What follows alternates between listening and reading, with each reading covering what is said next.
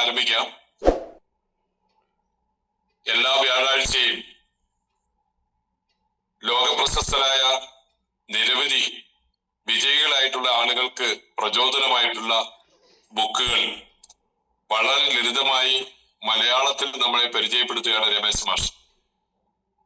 നമുക്കറിയാം, വായന അന്യം നിന്നുകൊണ്ടിരിക്കുന്ന ഈ കാലഘട്ടത്തില് ഇന്ന് പലരും വായനയില്ല. എല്ലാവരും മൊബൈലും കമ്പ്യൂട്ടറും ആ ഒരു ഡിജിറ്റൽ യുഗത്തിലേക്ക് പോകുമ്പോൾ വായന ഇന്ന് മറന്നുപോയിരിക്കുക. അപ്പോഴാണ് നമുക്ക് ഒരുപാട് അറിവുകൾ പകർന്നു കിട്ടുന്ന ലോകപ്രശസ്തരായിട്ടുള്ള നിരവധി എഴുത്തുകാരുടെ, നിരവധി പ്രഗത്ഭരായ ആളുകളുടെ പുസ്തകം, വിവിധ ഭാഷകളിലുള്ള, പ്രത്യേകിച്ച് ഇംഗ്ലീഷിലുള്ള പല പുസ്തകങ്ങളും മലയാളത്തിലേക്ക് നമുക്ക് വളരെ ലളിതമായി മാഷ് നമുക്ക് പരിചയപ്പെടുത്തി തരികയാണ്. ആ വാക്കുകളുടെ അന്തസത്ത ഉൾക്കൊള്ളുമ്പോ പല ആളുകളിലും ഉറങ്ങിക്കിടക്കുന്ന അവരവന്റെ കഴിവുകളെ വികസിപ്പിച്ചെടുക്കുന്നതിന് വേണ്ടി അവന്റെ ഹൃദയാന്തരാളത്തിലേക്ക് ഇറങ്ങിച്ചെല്ലുന്ന രീതിയിലുള്ള ആ ബുക്കിന്റെ എല്ലാ അർത്ഥതലങ്ങളും നമ്മളിലേക്ക് വളരെ ലളിതമായി സന്നിവേശിപ്പിക്കുകയാണ് രമേശ് മാഷ്.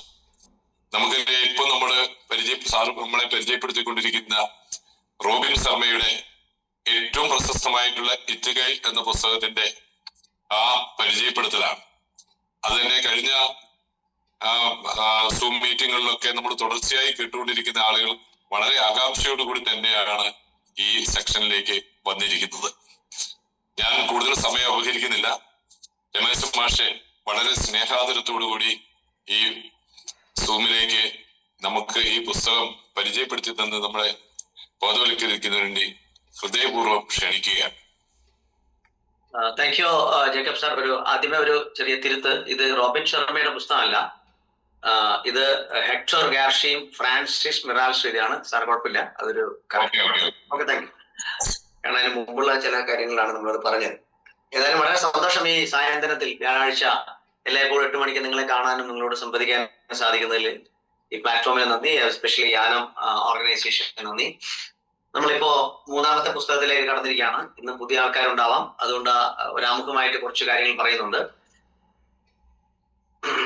നേരത്തെ ജേക്കബ് സാർ വളരെ വിശദമായി സൂചിപ്പിച്ചൊരു കാര്യം, നമ്മുടെയൊക്കെ വ്യക്തി ജീവിതത്തിലെ വൻ മാറ്റങ്ങൾ ഉണ്ടാക്കുന്നത് പുസ്തകങ്ങളാണ്. വായന മരിച്ചുകൊണ്ടിരിക്കുന്നു എന്ന് പറഞ്ഞത് ഏറെ സത്യമാണ്, യാതൊരു സംശയമില്ല. ഇന്ന് എനിക്ക് ഉണ്ടായ ഒരു അനുഭവം എന്ന് പറയുന്നത്, ഞാൻ പ്രൊഫഷണൽ എക്സലൻസി ചെയ്യുന്ന വേണ്ടി വിദ്യാഭ്യാസ വകുപ്പിന്റെ കുറച്ച് അധ്യാപകരുമായി, ഇംഗ്ലീഷ് അധ്യാപകരുമായി സംവദിക്കാൻ എനിക്ക് സാധിച്ചു. പ്രൊഫഷണൽ ഡെവലപ്മെന്റ് ആയിരുന്നു എന്റെ ടോപ്പിക്.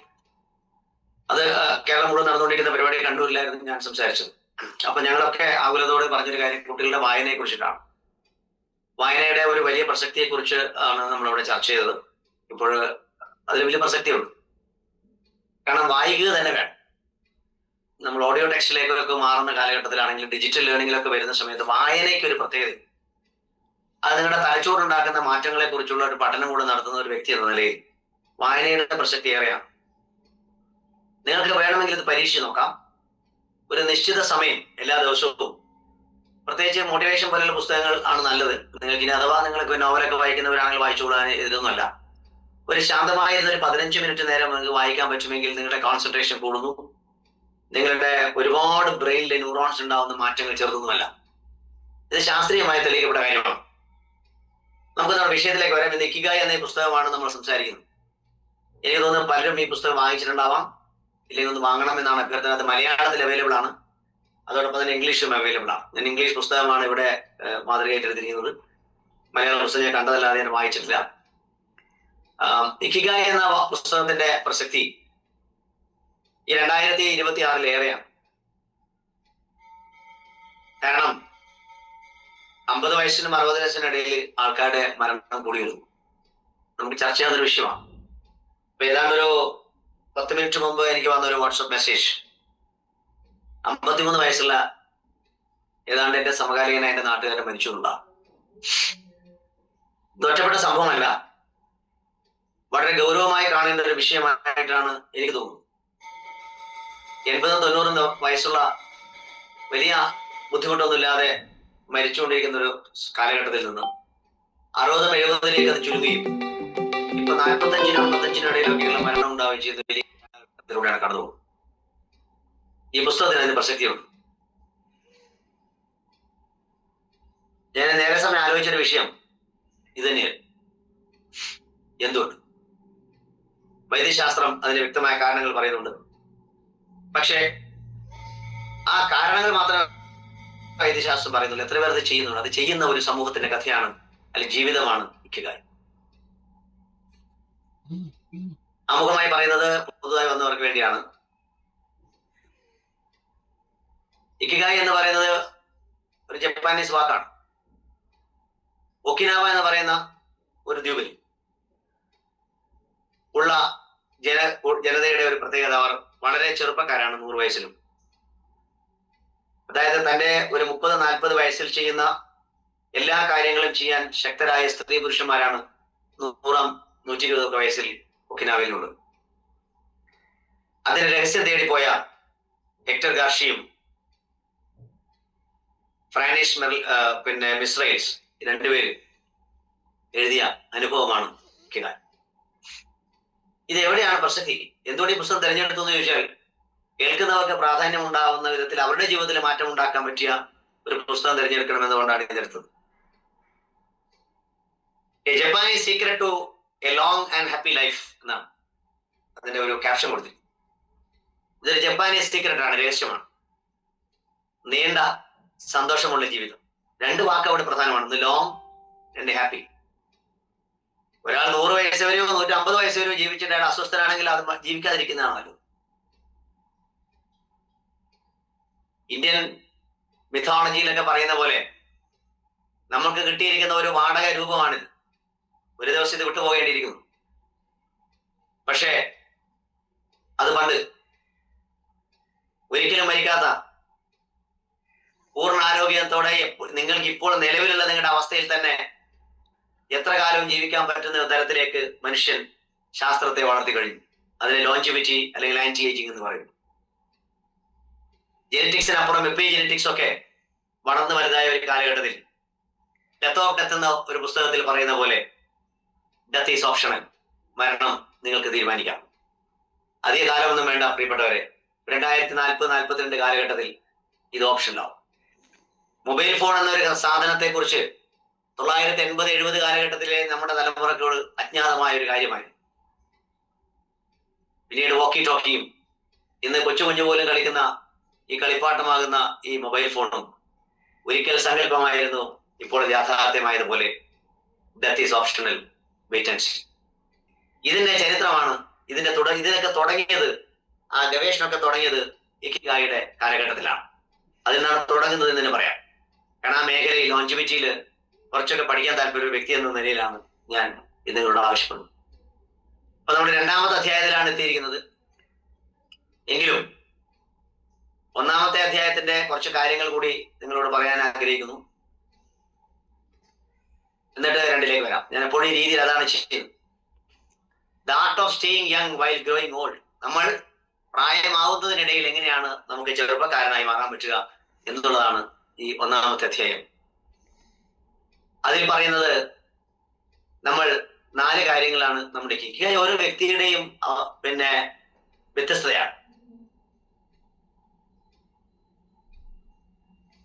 അതിൽ ഓരോ വ്യക്തിക്കും ഓരോ ഇക്കിഗായും. അതെന്തൊക്കെയാണ്? ഒന്ന് നിങ്ങളുടെ പാഷൻ, നിങ്ങളുടെ പ്രൊഫഷൻ, നിങ്ങളുടെ വൊക്കേഷൻ, നിങ്ങളുടെ മിഷൻ. ഇത് കിട്ടണമെങ്കിൽ നിങ്ങൾക്ക് 4 ചോദ്യങ്ങൾ ചോദിക്കും. നിങ്ങൾ എന്തിനാണ് സ്നേഹിക്കുന്നത്, അഗാധമായി പ്രണയിക്കുന്നത്? നിങ്ങൾ ഏതിലാണ് ഏറ്റവും നിങ്ങളുടെ കഴിവ് ഏറ്റവും പ്രകടമാകുന്നത് ഏത് മേഖലയിലാണ്? നിങ്ങളിൽ നിന്ന് ലോകം എന്താണ് പ്രതീക്ഷിക്കുന്നത്? നിങ്ങൾക്ക് എന്താണ് അതിൽ നിന്ന് ലഭിക്കേണ്ടത്? What you can be paid for എന്നീ 4 ചോദ്യങ്ങളിലൂടെ നിങ്ങൾക്ക് നിങ്ങളുടെ ഇക്കിഗായ് കണ്ടെത്താം. 5ഓളം സ്ഥലങ്ങളിലാണ് ഈ ബ്ലൂ സോൺസ് എന്ന് പറയുന്ന ഏറ്റവും കൂടുതൽ ആയുസ്സുള്ളവർ ജീവിക്കുന്നത്. അത് ജപ്പാനിലെ ഒക്കിനാവ, ഇറ്റലിയിലെ സാർഡീനിയ, കാലിഫോർണിയയിലെ ലൊമാലിൻഡ, അതോടൊപ്പം തന്നെ കോസ്റ്ററിക്കയിലെ ദ നിക്കോയ പെനിൻസുല, ഇവിടെയൊക്കെയാണ്. അതുപോലെ ഗ്രീസിലെ ഇക്കാരിയ എന്നീ നാടുകളിലൊക്കെയാണ് ഏറ്റവും ആരോഗ്യമുള്ള ജീവിച്ചത്. അവർ പറയുന്ന 1ാമത്തെ കാര്യം, നിങ്ങളുടെ ഭക്ഷണം കഴിക്കുമ്പോൾ ശ്രദ്ധിക്കുക. നിങ്ങളുടെ വയറിന് 80% മാത്രമേ കഴിക്കാവൂ, ബാക്കി വിട്ടേക്കുക. അതാണ് 80% പ്രിൻസിപ്പിൾ. 2ാമത്, നിങ്ങൾ എല്ലാവരും പരസ്പരം ബന്ധപ്പെടുക, കണക്റ്റഡ് ഫോർ ലൈഫ്. മൊയ് എന്നാണ് അതിന് മറ്റൊരു വാക്ക് ജപ്പാനിൽ പറയുന്നു. ഇത് 2-ാം അധ്യായം നമ്മൾ തുടങ്ങി. ആന്റി ഏജിങ് സീക്രട്സ്, അല്ലെങ്കിൽ ഈ ഞാൻ നേരത്തെ പറഞ്ഞ പോലെ പ്രായമാവാത്ത ഒരവസ്ഥ, അതിലെ രഹസ്യങ്ങളാണ് പറയുന്നത്.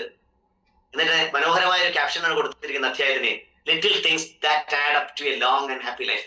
ചെറിയ ചെറിയ കൊച്ചു കൊച്ചു കാര്യങ്ങൾ നിങ്ങൾക്ക് ദീർഘമായ സന്തോഷമുള്ള ജീവിതം ഉണ്ടാക്കാൻ, പ്രിയപ്പെട്ടവരെ, നിങ്ങൾക്കും നിങ്ങളുടെ ജീവിതത്തിൽ പ്രാവർത്തികമാക്കാൻ സാധിക്കും.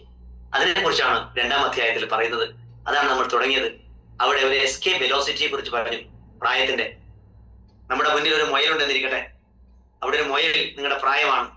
ആ മുയൽ അവിടെ സ്ഥിരമായി നിൽക്കുന്നു. നിങ്ങൾ ഓടി ഓടി ഓടി ആ മുയലിന്റെ അടുത്ത് എത്തുന്നു.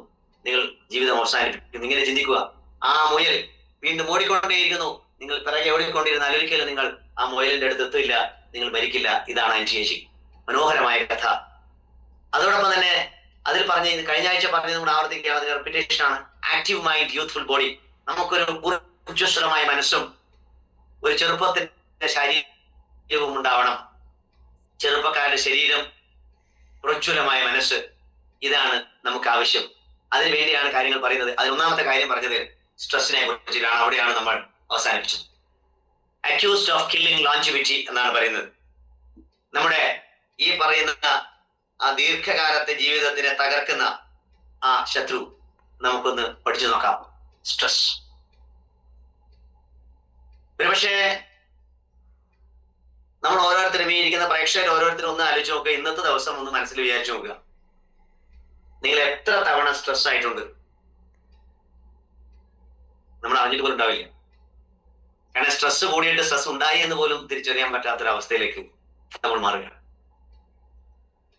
ഇപ്പൊ ഈ പ്രേക്ഷകർക്ക് പലരും ഇതിൽ ഈ ലിങ്കൊക്കെ അയച്ചു കൊടുത്തിട്ട് പലർക്കും വരാൻ പറ്റില്ല. കാരണം അവരൊക്കെ സ്ട്രെസ്സിലാണ്. ചിലപ്പോൾ വീട്ടിലെ പ്രശ്നങ്ങൾ, തൊഴിൽ സ്ഥലത്തെ സമ്മർദ്ദങ്ങൾ, അല്ലെങ്കിൽ ജീവിത പ്രതിസന്ധികൾ, ഇതൊക്കെ ആലോചിച്ച് ഇവിടെ വരാൻ പറ്റാത്തവരുണ്ട്.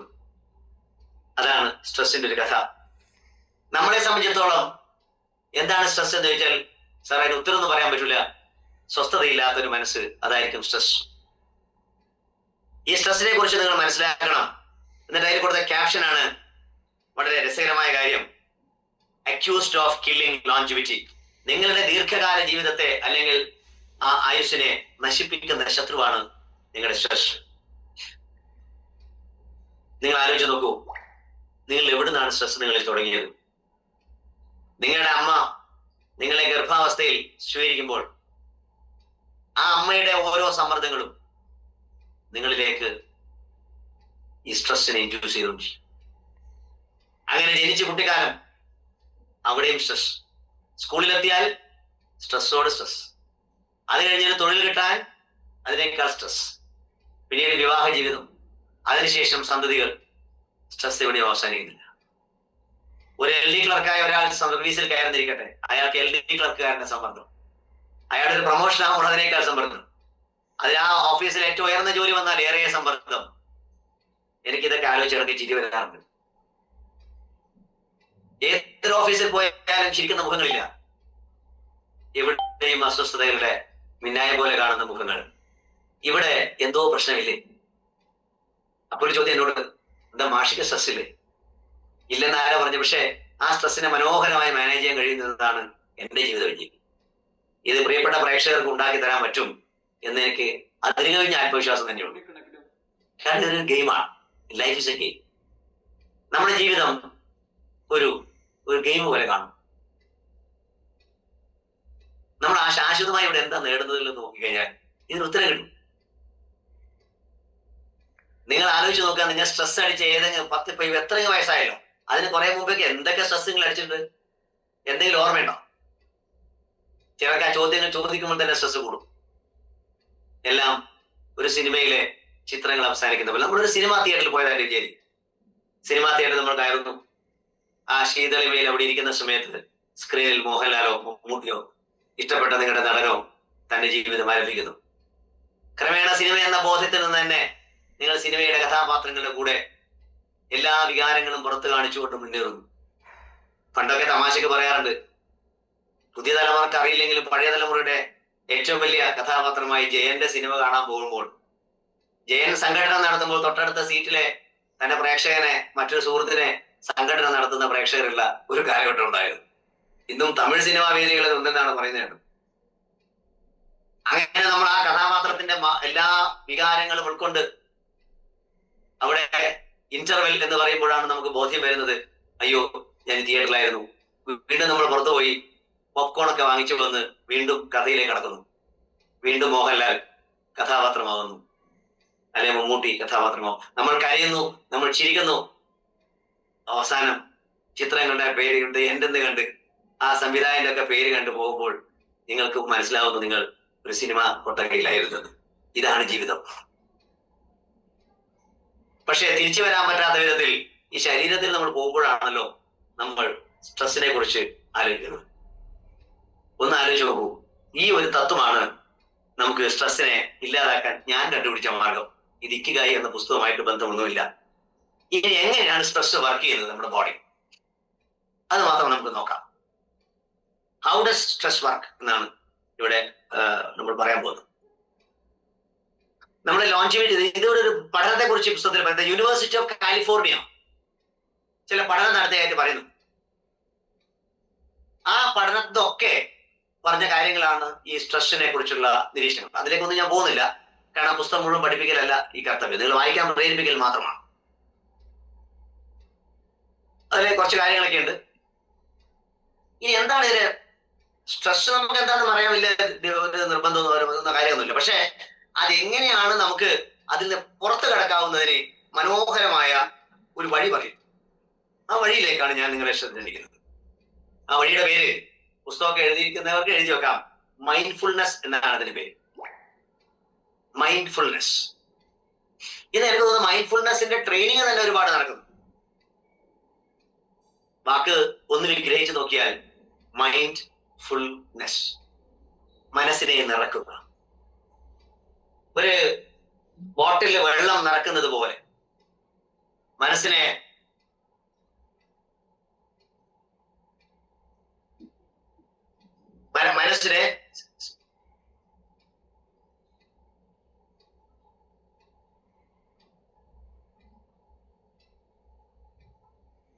ഓക്കെ, നമ്മുടെ മനസ്സിനെ നമുക്ക് നിറക്കണം. അതിനാണ് മൈൻഡ്ഫുൾനെസ് എന്ന് പറയുന്നത്. ആ മൈൻഡ്ഫുൾനെസ് എന്ന് പറയുന്നത് എന്താണെന്നുള്ളതിനെ കുറിച്ച് വിശദീകരിച്ച് പറയാണ്. നമുക്കൊന്ന് ശ്രദ്ധിച്ചു നോക്കാം. പുസ്തകം കയ്യിലുള്ളവർക്ക് നോക്കുന്നതിന് തെറ്റൊന്നുമില്ല. Whether or not the threats we perceive are real. അത് നമ്മളെ ഭയപ്പെടുത്തുന്ന അല്ലെങ്കിൽ അസ്വസ്ഥമാക്കുന്ന അല്ലെങ്കിൽ സ്ട്രെസ് ഉണ്ടാക്കുന്നവ ശരിയാണോ, റിയൽ ആയിട്ടുള്ള കാര്യമാണോ എന്ന് നമ്മളൊന്ന് ചിന്തിക്കണം. അതിന് അപ്പം എന്ത് ചെയ്യണം? ആ മാനസികാവസ്ഥ പുറത്തു നിന്ന് കണ്ടു നോക്കണം. അപ്പൊ നമുക്ക് മനസ്സിലാവും. എന്നിട്ട് ഇതിന് മനോഹരമായ പേര് ഉപയോഗിക്കുന്നത് സൈക്കോസൊമാറ്റിക്. നിങ്ങളുടെ ദഹനേന്ദ്രിയ വ്യവസ്ഥ മുതൽ നിങ്ങളുടെ ത്വക്കിൽ വരെ വലിയ മാറ്റങ്ങൾ ഉണ്ടാക്കുന്ന ഒന്നാണ് സ്ട്രെസ് എന്നാണ് പറയുന്നത്. നമ്മളൊന്ന് ആലോചിച്ച് നോക്കിയാട്ടെ, നിങ്ങളുടെ ജീവിതത്തിൽ സ്ട്രെസ് പലപ്പോഴും ഉണ്ടായിട്ടില്ലേ? അപ്പൊ നമ്മുടെ വയറ്റ് അല്ല എന്നല്ല നമ്മളത് അമാശയത്തിന് ഇങ്ങനെ ഉരുണ്ട് കയറ്റമൊക്കെ ഉണ്ടാവാറില്ലേ? ഇപ്പൊ പരീക്ഷാ ഹാളിൽ എത്താൻ വൈകി, പരീക്ഷ നടക്കാൻ തുടങ്ങുന്ന 5 മിനിറ്റ് മുമ്പേ. പുതിയ വിദ്യാർത്ഥികളുടെ കാര്യമല്ല, അവർക്ക് അതിൽ വിഷയമൊന്നുമല്ല. പണ്ടത്തെ നമ്മുടെ സ്കൂളിൽ പോകുമ്പോൾ നമുക്ക് 1 മിനിറ്റ് വൈകിയ പ്രശ്നമാണ്. അല്ലെങ്കിൽ ബസ് സ്റ്റോപ്പിൽ നിന്ന് ആദ്യ ബസ്സിന് പോകേണ്ട നിങ്ങൾക്ക് ബസ് പുറപ്പെടുന്നു, അപ്പോൾ ഉണ്ടാവുന്ന ഒരു ഓട്ടം. ഇതൊക്കെ നമ്മൾ അനുഭവിച്ചതാണ്. അപ്പൊ നമ്മുടെ ശരീരത്തിന് ആകെപ്പാടെ ഒരുപാട് മാറ്റങ്ങൾ ഉണ്ടാവും. അപ്പൊ അവിടെ പറയുന്നത് ഈ പറയുന്ന തരത്തിൽ നമ്മുടെ മനസ്സിനെ നമ്മൾ തിരിച്ചറിഞ്ഞ ശേഷം ഞാൻ ഇങ്ങനെ ഒരു സ്ട്രെസ്സിലാണെന്ന് മനസ്സിലാക്കണം. ഒന്നാമത്തെ കാര്യം, അത് നിങ്ങൾക്ക് പല അസുഖങ്ങൾ ഉണ്ടാക്കുന്നുള്ളത് കൊണ്ടാണ് സൈക്കോസൊമാറ്റിക് എന്ന വാക്ക് ഉപയോഗിച്ചു. ഇന്നത്തെ ഏറെ അസുഖങ്ങളും സൈക്കോസൊമാറ്റിക് ആണ്. എനിക്കൊന്നും ഒരു 10-70% ഗ്യാസ്ട്രൈറ്റിസ് അല്ലെങ്കിൽ ആന്തരികമായി ഉണ്ടാകുന്ന പ്രശ്നമുണ്ട്. ഇതൊക്കെ തന്നെ തുടങ്ങുന്നത് ഗട്ടിൽ നിന്നാണ്. ഗട്ട് അല്ലെങ്കിൽ നിങ്ങളുടെ വൻകുടലിന്റെ ഭാഗം. അവിടെ നിങ്ങൾക്ക് സ്ട്രെസ് ആണ് അതിന് കാരണം. അവിടെ പ്രവർത്തനമാണ്. അതൊക്കെ പിന്നീട് നമ്മൾ വിശദീകരിച്ച് പറയുന്നുണ്ട്. നമുക്ക് എങ്ങനെ ഒരു മൈൻഡ്ഫുൾനെസ്സിലേക്ക് വരാമെന്ന് ചോദിച്ചാൽ വളരെ എളുപ്പമുള്ള കാര്യം ഞാൻ പറഞ്ഞുതരാം. നിങ്ങളിപ്പോൾ ഒരു സ്ട്രെസ്സിലാണ്. എന്തെങ്കിലും ആവട്ടെ, ഫൈനാൻഷ്യൽ ആവാം, മറ്റ് ഇമോഷണൽ ആവാം, ഫാമിലി ആവാം. ഈ സ്ട്രെസ്സിലാണെന്ന് തിരിച്ചറിഞ്ഞല്ലോ, ഒന്നാമത്തെ കാര്യം. അപ്പൊ 70% രക്ഷപ്പെടും. വളരെ സ്ട്രെസ്സിലാണ് എന്തൊക്കെ ചെയ്തുകൊണ്ടിരിക്കുന്നത്.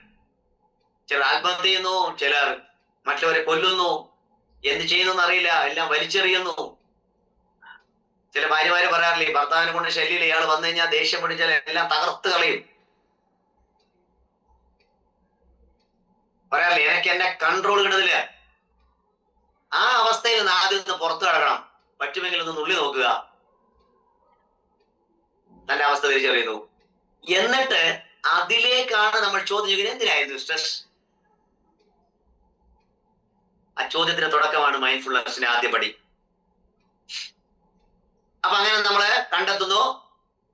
എന്നിട്ട് അവിടെ നമുക്ക് വേണ്ട കാര്യങ്ങളിലേക്ക് ഒന്ന് ടൈം ഔട്ട് എടുത്ത് നമുക്ക് വേണ്ട കാര്യങ്ങളിലേക്ക് മാത്രം ഒന്ന് ശ്രദ്ധിച്ച്, ഒന്ന് ബ്രീത്തിങ് ഒക്കെ കൺട്രോൾ ചെയ്ത്, പ്രത്യേകിച്ച് പാരാസിമ്പത്തറ്റിക് നെർവസ് സിസ്റ്റം ഒന്ന് ആക്ടിവേറ്റ് ചെയ്ത് ശാന്തമായിരിക്കും. അതാണ് ഒരു വഴിയായിട്ട് ഈ പുസ്തകത്തിൽ മൊത്തം പറയുന്നത്. ഈ മറ്റൊരു കാര്യം, ഈ സ്ട്രെസ് കുറച്ചൊക്കെ നല്ലതാ. അതിന് യൂസ്ട്രെസ് എന്താ പറയാ, അതിനെ കുറിച്ചുള്ള ചില പഠനങ്ങളൊക്കെ അവിടെ പറയുന്നുണ്ട്. ഇനി പറയുന്നത് നമ്മുടെ ഏറ്റവും വലിയ പ്രശ്നം, ഇത് ഇക്കിഗായ് എന്ന പുസ്തകത്തിൽ പറയാൻ കാരണം, ഇങ്ങനൊന്നും ചെയ്യരുത്. A lot of sitting will age U. അതായത് നമുക്ക് പ്രായം ഉണ്ടാവാൻ ഒരു കാര്യം ഈ സെഡൻറ്ററി ലൈഫ്, അതായത് ഇരുന്നുള്ള പണി. ഇപ്പൊ ഞാൻ വളരെ സങ്കടത്തോടെ പല ബാങ്ക് മാനേജേഴ്സിനും ബാങ്ക് എംപ്ലോയീസിനും നോക്കാം, ആരെങ്കിലും ഉണ്ടോ എന്നറിയില്ല. അവർക്ക് എഴുന്നേക്കാൻ പോലും പറ്റാറില്ല. കാഷ്യറൊക്കെ ആണെങ്കിൽ അനങ്ങാൻ പറ്റില്ല, അവർക്ക് അനങ്ങാൻ പറ്റില്ല. അവർ ഒറ്റ ഇരിപ്പാണ്. അത് വലിയ പ്രശ്നമാണ്. ഒന്ന് ജോലിയിലെ സ്ട്രെസ്, രണ്ട് ഇരുത്തം. പ്രത്യേകിച്ച് നമ്മുടെ കാഫ് മസിലുകൾക്ക് ഒരനക്കവും കിട്ടുന്നില്ല. അതുകൊണ്ട് വളരെ നേരത്തെ തന്നെ ഇത്തരത്തിലുള്ള മരണങ്ങൾ ഉണ്ടാവാൻ ഒരു കാര്യം ഇത് അനുഭവിച്ചുകൊണ്ടിരിക്കുമ്പോൾ പ്രശ്നങ്ങളാണ്. നമുക്കറിയാം, സ്ട്രെസ് കൂടുന്ന സമയത്ത് നമ്മുടെ ശരീരത്തിലെ കോർട്ടിസോൾ എന്ന് പറയുന്ന ഒരു ഹോർമോൺ പുറത്തേക്ക് വരികയും അത് ബ്ലഡിൽ കലരുകയും ചെയ്യും. അതുകൊണ്ട് ഇപ്പോൾ പല ഡോക്ടർമാരും കോർട്ടിസോൾ ടെസ്റ്റ് ഒക്കെ ചെയ്യാം. അത് ഡയബറ്റീസും ക്യാൻസർ പോലുള്ള രോഗങ്ങൾ പോലും ഉണ്ടാക്കുമെന്ന് ശാസ്ത്രീയമായി തെളിയിക്കപ്പെടുന്നു. Cortisol is very dangerous. അപ്പൊ അതൊക്കെ ഉണ്ടാക്കുന്ന നമ്മുടെ സ്ട്രെസ് ആണെന്ന് തിരിച്ചറിയും. ഇതിൽ പറയുന്നത് സിറ്റിംഗ് ഒഴിവാക്കുക. അതിന് അവരെ കുറച്ച് കാര്യം പറഞ്ഞ് ഞാൻ വായിക്കുകയും എക്സ്പ്ലെയിൻ ചെയ്യിച്ചു. Walk to work or just go on a walk for at least 20 minutes each day. വലിയ പണിയൊന്നുമില്ലല്ലോ, ഒരു 20 മിനിറ്റ് നേരം നടക്കുക. ഇപ്പൊ അത് തുടങ്ങിയിട്ടുണ്ട് നമ്മുടെ നാട്ടിൽ. പക്ഷെ കുഴപ്പമുണ്ടാകും നടത്തതിന്. രാവിലെയൊക്കെ നിങ്ങൾ കാണാം, റോഡ് സൈഡിലൂടെയൊക്കെ ആൾക്കാർ നിരവരിയായി നടന്നു പോകുന്നു. ഈ നടത്തത്തിലെ സമയത്തുള്ള പ്രശ്നം എന്താ? ഇവരുടെ കൂട്ടുകാർ ഒന്നിച്ചിരുന്നിട്ടാണ് പോവുക. അവിടെയുള്ള എല്ലാ സംഭവ വികാസങ്ങളും ചർച്ച ചെയ്ത്, ലോകത്തിന്റെ എല്ലാ പ്രശ്നങ്ങളും ചർച്ച ചെയ്ത്, പ്രതിസന്ധികളും പ്രശ്നങ്ങളെ കുറിച്ചൊക്കെ ആകുലമായി നടക്കാതിരിക്കുക പ്രിയപ്പെട്ടവരെ. ആ നടത്തം നിങ്ങൾക്ക് ദോഷം ചെയ്യും. പകരം നടക്കുമ്പോൾ നടക്കുക. അത് ബ്രിസ്ക് വാക്കിംഗ് തന്നെ വേണം, അല്ലാത്ത ഒരു നടത്തവും റിസൾട്ട് നൽകില്ല. ഒരു സെഡൻഡറി മൂവ്മെന്റ് മാറ്റും എങ്കിൽ പോലും നിങ്ങൾക്ക് വളരെ ഊർജ്ജസ്വലമായി കൈയൊക്കെ ഇങ്ങനെ എന്താ പറയാ നിവർത്തി പിടിച്ചു നടക്കുക. കഴിയുമെങ്കിൽ സംസാരിക്കാതിരിക്കും. വേണമെങ്കിൽ നിങ്ങൾക്ക് പോസിറ്റീവ് തിങ്കിങ് നടത്താം.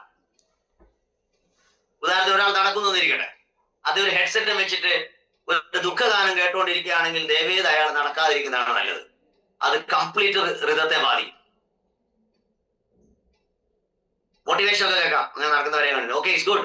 Second, use your feet instead of an elevator or escalator. പുസ്തകത്തിൽ അതുപോലെ ഞാൻ പറയുന്നുണ്ടോ. നടക്കുന്നത് നമ്മൾ ഇന്നത്തെ കാലത്ത് ജപ്പാനിലൊക്കെ കുറച്ചുകൂടെ അധികമുണ്ട്. എലിവേറ്റർ, അതായത് എക്സ്കലേറ്ററിലുണ്ട്. ഇപ്പൊ എല്ലാ റെയിൽവേ സ്റ്റേഷനിലും കൂടെ എസ്കലേറ്റർ, അതിൽ കയറി നിന്നാൽ മതി, അതങ്ങ് പോയിക്കോളൂ മുകളിലോട്ടും താഴോട്ടൊക്കെ. കഴിയുമെങ്കിൽ ലിഫ്റ്റ് ഒഴിവാക്കുക, നടക്കുക എന്നാണ് പറയുന്നത്. അത് മസിൽസിന് നല്ലതാണ്, ശ്വാസം റെസ്പിറേറ്ററി സിസ്റ്റത്തിന് നല്ലതാണ് ഒക്കെ അതിൽ പറയുന്നുണ്ട്. ഇനി മറ്റൊന്ന്, എനിക്ക് ഏറ്റവും സന്തോഷം തോന്നുന്നത്, പലപ്പോഴും യാത്ര ഏറ്റവും ഇഷ്ടപ്പെടുന്ന ഒരാളാണ് ഞാൻ. സമയം കിട്ടുമ്പോൾ യാത്ര ചെയ്യുമ്പോ ഒന്നിച്ചിരുന്ന ആൾക്കാർ സന്തോഷത്തോടെ ചിരിച്ച് തമാശയൊക്കെ പറഞ്ഞിരിക്കുന്ന പണ്ടത്തെ ടീ ഷോപ്സ് എന്നൊക്കെ ഉണ്ടല്ലോ, ചായക്കടകൾ, ഇന്ന് അവ ഇല്ലാതായി. ഇന്നെല്ലാം റെസ്റ്റോറൻറ്റ്സിലേക്കായിരുന്നു. പക്ഷെ ചിലപ്പോൾ വലിയൊരു കോസ്റ്റ്ലി ആയിട്ടുള്ള റെസ്റ്റോറൻറ്റ്സിലൊക്കെ ആൾക്കാർ ഇങ്ങനെ ഇരുന്നിരിക്കാം. പക്ഷെ അതല്ലാതെ ഒന്നിച്ചിരുന്ന് ചിരിച്ചുകൊണ്ടിരിക്കുന്ന ഒരു സമൂഹം നമുക്ക് നഷ്ടപ്പെട്ടുകൊണ്ടിരിക്കുന്നു. പക്ഷെ ഇന്ന് അത് തിരിച്ചറിഞ്ഞുകൊണ്ട് പല കൂട്ടായ്മകളും ടൂറൊക്കെ നടത്തി സന്തോഷിക്കുന്നത് കാണാറുണ്ട്. സന്തോഷം. ഇതൊരു ശീലമാക്കുന്നവരാണ് ഈ ഒക്കിനാവിൻ ജനത. അവർ എല്ലാ ദിവസവും വൈകുന്നേരം ആ ഗ്രാമത്തെ, ആ വില്ലേജിലെ മുഴുവൻ ആൾക്കാർ ഇരുന്ന് പരസ്പരം തമാശകൾ പറഞ്ഞ് ഡാൻസ് കളിച്ച് അവർ സമയം പോക്കും. നമ്മുടെ സോഷ്യൽ ഗ്യാതറിംഗ് എന്ന് പറയുന്നത് ഒരുപക്ഷെ ഓക്സിറ്റോസിൻ എന്ന് പറയുന്ന മനോഹരമായ ഒരു ഹോർമോൺ, ഒരു ന്യൂറോ ട്രാൻസ്മിറ്റർ പുറത്തു വരുന്നുണ്ടായിരിക്കാം. അതുകൊണ്ടാണ് നമുക്ക് പാട്ടുകൾ കേൾക്കുമ്പോൾ ഡാൻസ് കളിക്കാൻ തോന്നുന്നത്. ഞാൻ പറയുന്നു, ഡാൻസ് കളിക്കൂ. പറ്റുമെങ്കിൽ വീടുകളിലൊക്കെ നടക്കട്ടെ, സന്തോഷിക്കട്ടെ, ഒന്നിച്ചിരുന്ന്. ഈ വീടുകളിൽ പോലും ഇപ്പോൾ ഒന്നിച്ചിരുന്ന് സംസാരിക്കുന്നത് അവസാനിച്ചില്ലേ? അച്ഛനും അമ്മയും മക്കളൊക്കെ തന്നെ ഈ മനോഹരമായ ഈ മൊബൈൽ ഫോണിന്റെ ലോകത്ത് അവർ ചുരുങ്ങി പോകുന്നില്ലേ? ഈ അടുത്ത കാലത്ത് ഒരു പഞ്ചായത്ത് അത്താഴമുണ്ണാം ഒരു ഒന്നിച്ചിരുന്ന് അത്താഴമുണ്ണുക എന്നുള്ള ഒരു അർത്ഥത്തിലേക്ക് ഒരു പ്രോഗ്രാം ഉണ്ട്. അതിലൊരു ഒരുപാട് സ്ഥലങ്ങളിൽ അതിന് ബന്ധപ്പെട്ട് ക്ലാസ് എടുക്കാൻ എനിക്ക് സാധിച്ചു. അപ്പൊ ഞാൻ ഒരുപാട് ജനങ്ങൾ അത് കേൾക്കാൻ വരുമായിരുന്നു. പക്ഷെ ഇപ്പോഴും അത് ആ പരിപാടി പിന്നീട് പഞ്ചായത്ത് ചെയ്യുന്നില്ല. പക്ഷെ അന്ന് ഒരു വലിയ ചർച്ച നടന്നു. വൈകുന്നേരങ്ങളിൽ എല്ലാവരും ഇരുന്ന് ഇങ്ങനെ കുറെ ചിരിക്കുന്നു, സംസാരിക്കുന്നു. ഒന്നുമില്ലെങ്കിൽ 2 മണിക്കൂറെങ്കിലും നിങ്ങൾ മൊബൈൽ ഒഴിവാക്കി. ഇപ്പൊ കർണാടകത്തിലെ ഗ്രാമത്തിൽ തുടങ്ങി കഴിഞ്ഞു. വളരെ വലിയ റിസൾട്ടാണ് ആ ഗ്രാമത്തിൽ ഉണ്ടാകുന്നത്. കൂട്ടായ്മ. ഇപ്പൊ ഈ വ്യാഴാഴ്ചത്തെ ഇത് എന്റെ ലക്ഷ്യം ഇതൊരു ഒരു ഡിജിറ്റൽ കൂട്ടായ്മ ഉണ്ടാക്കാനാണ്. അത് വലിയ കാര്യമാണ്. സ്വാഭാവികമായിട്ടും ഞാനും അത്തരം കൂട്ടായ്മകളെ പ്രോത്സാഹിപ്പിക്കുന്നു. നിങ്ങൾക്കും അതിലേക്ക് വരാം. അടുത്തത്, replace your junk food with fruit എന്നാണ് പറയുന്നത്. ആഹാരത്തെ കുറിച്ച് പറഞ്ഞാൽ ഒരുപക്ഷെ ഇക്കിഗായി എഴുതിയ കാലഘട്ടത്തിന്റെക്കാൾ ഭീകരമായ അവസ്ഥയിലേക്കാണ് നമ്മൾ പോയിക്കൊണ്ടിരിക്കുന്നത്. ഞാൻ ഇതൊക്കെ പറയുന്നത് ആർക്കെങ്കിലും വിളക്ക് കത്തട്ടെ, ഒരു ബ്രെയിനിൽ മാറ്റം ഉണ്ടാവട്ടെ എന്ന് വെച്ചിട്ടാണ്. കേരളത്തിലെ നഗരങ്ങൾ മുഴുവൻ, ഗ്രാമപ്രദേശങ്ങൾ മുഴുവൻ രാത്രികളിൽ തുറക്കുന്ന ഹോട്ടലുകളും 3 മണിവരെയൊക്കെ തുറക്കുന്ന ഹോട്ടലുകൾ, അവിടെയൊക്കെ ചെറുപ്പക്കാരികളും ചെറുപ്പക്കാരും വന്നിരുന്ന് ആഹാരം കഴിക്കുന്ന അതിദയനീയമായ കാഴ്ച. ആ വാക്ക് അങ്ങനെ തന്നെ ഞാൻ പറയും. കാരണം അവിടുന്ന് കഴിക്കുന്ന ആഹാരത്തിന്റെ സമയത്തിന്റെ പ്രശ്നം, 2 കഴിക്കുന്ന ആഹാരങ്ങളെല്ലാം ഗ്രിൽഡ് ചിക്കൺ. എത്ര പേർക്കറിയാം ഈ പൊരിച്ചതും വറുത്തതും നിങ്ങൾ കഴിക്കുമ്പോൾ നിങ്ങളുടെ കോശങ്ങളിൽ ഉണ്ടാവുന്ന ഒരു വലിയ ദുരന്തമുണ്ട്. അതിന്റെ പേര് ഗ്ലൈക്കേഷൻ എന്നാണ്. ഇതിനെക്കുറിച്ചൊക്കെ പഠിക്കാൻ പോയപ്പോഴാണ് എനിക്ക് മനസ്സിലായത്. അത് ആ സെല്ലുകളെ നശിപ്പിക്കുന്നു. ഒന്ന് ഉറക്കത്തിന്റെ സിർക്കാഡിയൻ റിതം തകരാറാക്കുന്നു. അൾട്രേഡിയൻ റിതം, സിർക്കാഡിയൻ റിതം എന്നൊക്കെ പറഞ്ഞ റിതമുണ്ട്. നിങ്ങളുടെ സന്തുലനാവസ്ഥയുള്ള ശരീര പ്രവർത്തനങ്ങളുടെ അവസ്ഥയെ ആകെ താറുമാറാക്കിക്കൊണ്ടുള്ള ഒരു ഭക്ഷണശീലം. രണ്ടാമത്തത് ജങ്ക് ഫുഡ് എന്ന വാക്കെന്നെ അവിടെ ഉപയോഗിച്ചു. നമുക്ക് പോലും അറിയില്ല ജങ്ക് ഫുഡ്. നിങ്ങൾ സ്നേഹത്തോടെ നിങ്ങളുടെ കൊച്ചുമക്കൾക്ക് വാങ്ങിക്കൊടുക്കുന്ന, പേര് പറഞ്ഞാൽ ചിലപ്പോൾ കമ്പനിക്കാർ, ഇത് റെക്കോർഡൊക്കെ ഉള്ളതുകൊണ്ട് കേട്ടൊക്കെ പോകുന്നതാണോ ഞാൻ പറയുന്നില്ല, നിങ്ങൾ വാങ്ങിക്കൊടുക്കുന്ന സാധനങ്ങളിലൊക്കെ തന്നെ ഉപയോഗിക്കാവുന്ന വാക്കാണ് ജങ്ക് ഫുഡ് എന്നത്. നിങ്ങളുടെ ശരീരത്തിന്റെ പ്രധാനപ്പെട്ട ദഹനേന്ദ്രിയ വ്യവസ്ഥയുടെ ഭാഗമായ ഗട്ടിൽ സ്നേഹത്തോടെ നിങ്ങളെ സംരക്ഷിക്കപ്പെടുന്ന ലക്ഷക്കണക്കിന് ഗട്ട് ബയോട്ട, ഗട്ട് ബയോംസ് അല്ലെങ്കിൽ ഗട്ട് ബാക്ടീരിയകളെ നിങ്ങൾ അവരെ ജീവിക്കാൻ അനുവദിക്കുകയില്ലെങ്കിലും അവയെ നശിപ്പിക്കരുത് പ്രിയപ്പെട്ടവരെ. ഉത്സവ സ്ഥലങ്ങളിലും എല്ലാം തന്നെ പോയി നോക്കിയാൽ കാണാവുന്ന ഭക്ഷണങ്ങളൊക്കെ അത് ജങ്ക് ഫുഡാണ്. ഒരു പരിധിവരെ നമ്മുടെ നാട്ടിൽ പണ്ട് ഇത്തരം ഫുഡ് ഉണ്ടായിരുന്നില്ല. വറുത്തതും പൊരിച്ചതും ഇത്രയും ഉണ്ടായിരുന്നില്ല. ചേനയും കാച്ചിലും ഒക്കെ കഴിച്ചുകൊണ്ടിരുന്ന അരോഗ ദൃഢഗാത്രരായ ആൾക്കാർ, അവരെ പരിഹസിച്ച പുതിയ തലമുറ, അവർ ചോദിക്കുന്ന ഒരു ചോദ്യമുണ്ട്, ഇത് കഴിച്ചാൽ എന്താണ് സാർ? പലപ്പോഴും ആരോഗ്യ ബോധവൽക്കരണ ക്ലാസ് എടുക്കാൻ പോകുന്ന സമയത്തൊക്കെ ഇത്തരം കാര്യങ്ങൾ വിശദീകരിച്ച് ഞാൻ സുമേഷൊക്കെ പറയാറുണ്ട്. എന്ത് പറയാം, ഞങ്ങൾക്ക് ഇത് മനസ്സിലാവുന്നില്ല. ഒരുപക്ഷെ ഇത് കേട്ടുകൊണ്ടിരിക്കുന്ന ചെറിയ പ്രേക്ഷകരുടെ എണ്ണമാണെങ്കിലും അവരെങ്കിലും ഒന്ന് ഇത് മനസ്സിലാക്കിയെങ്കിൽ എന്നൊരു സന്തോഷം. ഇവിടെ പറയുന്ന പ്രധാനപ്പെട്ട പോയിന്റാണ്, അടുത്തത് replace your junk food with fruit. അതായത് ഇക്കിഗായിൽ പറയുന്ന ഒരു പ്രധാന ഒക്കിനാവൻ പീപ്പിൾ ഏറ്റവും കൂടുതൽ കഴിക്കുന്ന ഫ്രൂട്ടാണ്. അതുമായി ബന്ധപ്പെട്ടുള്ള ഒരു കാര്യം കൂടെ എനിക്ക് നിങ്ങൾക്ക് പറഞ്ഞു തരാതിരിക്കാൻ പറ്റില്ല. ഒരു ഹെൽത്ത് സെഷൻ കൂടെ ആയ സന്തോഷം. ഫ്രൂട്ടുകൾ കഴിയുമെങ്കിൽ രാത്രി കഴിക്കാതിരിക്കും. കാരണം ചിലർ പറയും ഞാൻ ചോറ് നിർത്തി അല്ലെങ്കിൽ കാർബോഹൈഡ്രേറ്റ് നിർത്തി എന്നിട്ട് ഞാൻ ഫ്രൂട്ട്സ് കഴിക്കുന്നു. ഇതിന്റെ ഡബിൾ നഷ്ടമാണ് ഫ്രാക്ടോസ്. ഗ്ലൂക്കോസിന്റെ ഒരു ഏട്ടനാണ് ഫ്രാക്ടോസ്. അതും കഴിച്ചിട്ടാണ് നിങ്ങൾ ഉറങ്ങുന്നത്. കഴിയുമെങ്കിൽ after 6 don't take any fruit. രണ്ടാമത്തത് ജ്യൂസ് കഴിക്കുന്ന അവസ്ഥ. ജ്യൂസുകളിൽ കഴിക്കുന്ന സമയത്ത് വൈറ്റമിൻസ് മുഴുവൻ കട്ട് ചെയ്തു പോകും. കഴിയുന്നത് ഹോൾ ഫ്രൂട്ട് കഴിക്കുക, മുഴുവൻ ഫ്രൂട്ട് കഴിക്കുക. മാങ്ങ ആണെങ്കിൽ അതിന് ജ്യൂസ് കഴിക്കരുത്. ആർക്കെന്നോട് ചോദ്യം ചെയ്യാനുണ്ടോ? അതോടൊപ്പം തന്നെ ആൽക്കലൈനുള്ള കുക്കുംബർ നിങ്ങൾക്ക് രാത്രിയിൽ കഴിക്കാം, കുഴപ്പമില്ല. It's not a fruit. കഴിയുന്നത് ഇതൊക്കെ ഒന്ന് മനസ്സിലാക്കുക. ശീലമുള്ളവർ ഇതൊന്ന് തിരുത്തുക. അപ്പൊ ഞാൻ പറഞ്ഞത് മനസ്സിലായിട്ടുണ്ടാവും. ഫ്രൂട്ട്സിലേക്ക് മാറുന്നത് നല്ലതാണ്. ഫ്രൂട്ടേറിയൻസ് ആവാം, പകരം ജങ്ക് ഫുഡ്. അത് രാത്രിയിലെ കാര്യം പറയല്ലോ, പകലും രാത്രി കഴിച്ചോളൂ. അതിൽ തന്നെ രസകരമായ ഒരു കണക്ക് നിങ്ങൾക്ക് പറഞ്ഞുതരാം. നമ്മുടെ നാട്ടുകാരുടെ ഒരു തെറ്റിദ്ധാരണ, ഗൂഗിൾ സെർച്ച് ചെയ്താൽ കിട്ടും. 1 കിലോ ആപ്പിളും 1 കിലോ ലിച്ചിയും 1 കിലോ പേരക്കയും മുന്നിലുണ്ടെങ്കിൽ നിങ്ങൾ ഒരു ഫ്രൂട്ട് കടയിൽ പോയി ആദ്യം വാങ്ങുക നാഭിജാത്യ ചിഹ്നമായ ആപ്പിളായിരിക്കും. കുറച്ചും കൂടെ ആൾക്കാരെ എന്റെ നാട്ടുകാർ അധികം കഴിക്കാത്തത് ലിച്ചി ആയിരിക്കും. പ്രിയപ്പെട്ടവരെ, ഈ ആപ്പിളിന്റെയും ഈ ലിച്ചിയുടെയും വൈറ്റമിൻ സി എടുത്ത് നോക്കിയാൽ അത് നമ്മുടെ പേരക്കയുടെ അടുത്ത് വരില്ല. ഇത് മനസ്സിലാക്കിയവർ ഇപ്പോൾ പേരക്ക വാങ്ങാൻ തുടങ്ങിയെന്നത് ഒരു നല്ല കാര്യം. എത്ര പേർക്ക് ഇത്ര അറിവുണ്ട്? സെർച്ച് ചെയ്ത ഗൂഗിൾ. ഒരച്ഛൻ ആപ്പിൾ വാങ്ങി വരുമ്പോൾ വിലയേറിയ അച്ഛനും അല്പം ഈ പറയുന്ന പേരക്കെ വാങ്ങിച്ചു വരുമ്പോ ഒന്നിനും കൊള്ളാത്ത അച്ഛനുമായി മാറുന്ന ഒരു സമൂഹം. ഒരു ഗുണമുണ്ട്, നമ്മുടെ കുട്ടികൾ ഇപ്പൊ ഇതൊന്നും കഴിക്കാറില്ല.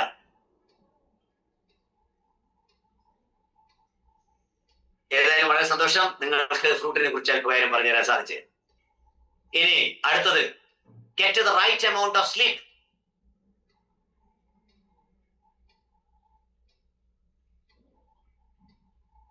അതായത് ഉറക്കത്തെ കുറിച്ചാണ് ഇതിൽ വളരെ വിശദമായിട്ട് പറയുന്നത്. ഇത് പറഞ്ഞു തന്നേ പറ്റൂ. സ്ലീപ്പിനെ കുറിച്ച് ഏറ്റവും കൂടുതൽ റിസർച്ച് നടന്നിട്ടുണ്ട്. 70% അസുഖങ്ങളുടെ കാരണം പ്രോപ്പർ സ്ലീപ്പ് ലഭിക്കാത്ത. എപ്പോൾ ഉറങ്ങണം?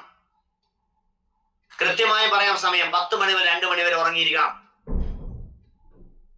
എന്തിനാണ് നിങ്ങൾ ഉറങ്ങുന്നത് എന്ന് പോലും ഞാൻ പറയാം. നിങ്ങൾ എന്തുകൊണ്ടാണ് ഉറക്കം വരുന്നത്? നിങ്ങൾക്ക് ഉറക്കം വരുന്നത് നിങ്ങളുടെ ശരീരം, ഈ ശരീരം ഒരു അത്ഭുത മെഷീനാണല്ലോ. അതിന് കൃത്യമായി ഓരോ അംഗങ്ങളുടെയും പ്രവർത്തനങ്ങൾ അറിയാം. ശരീരത്തിനറിയാം.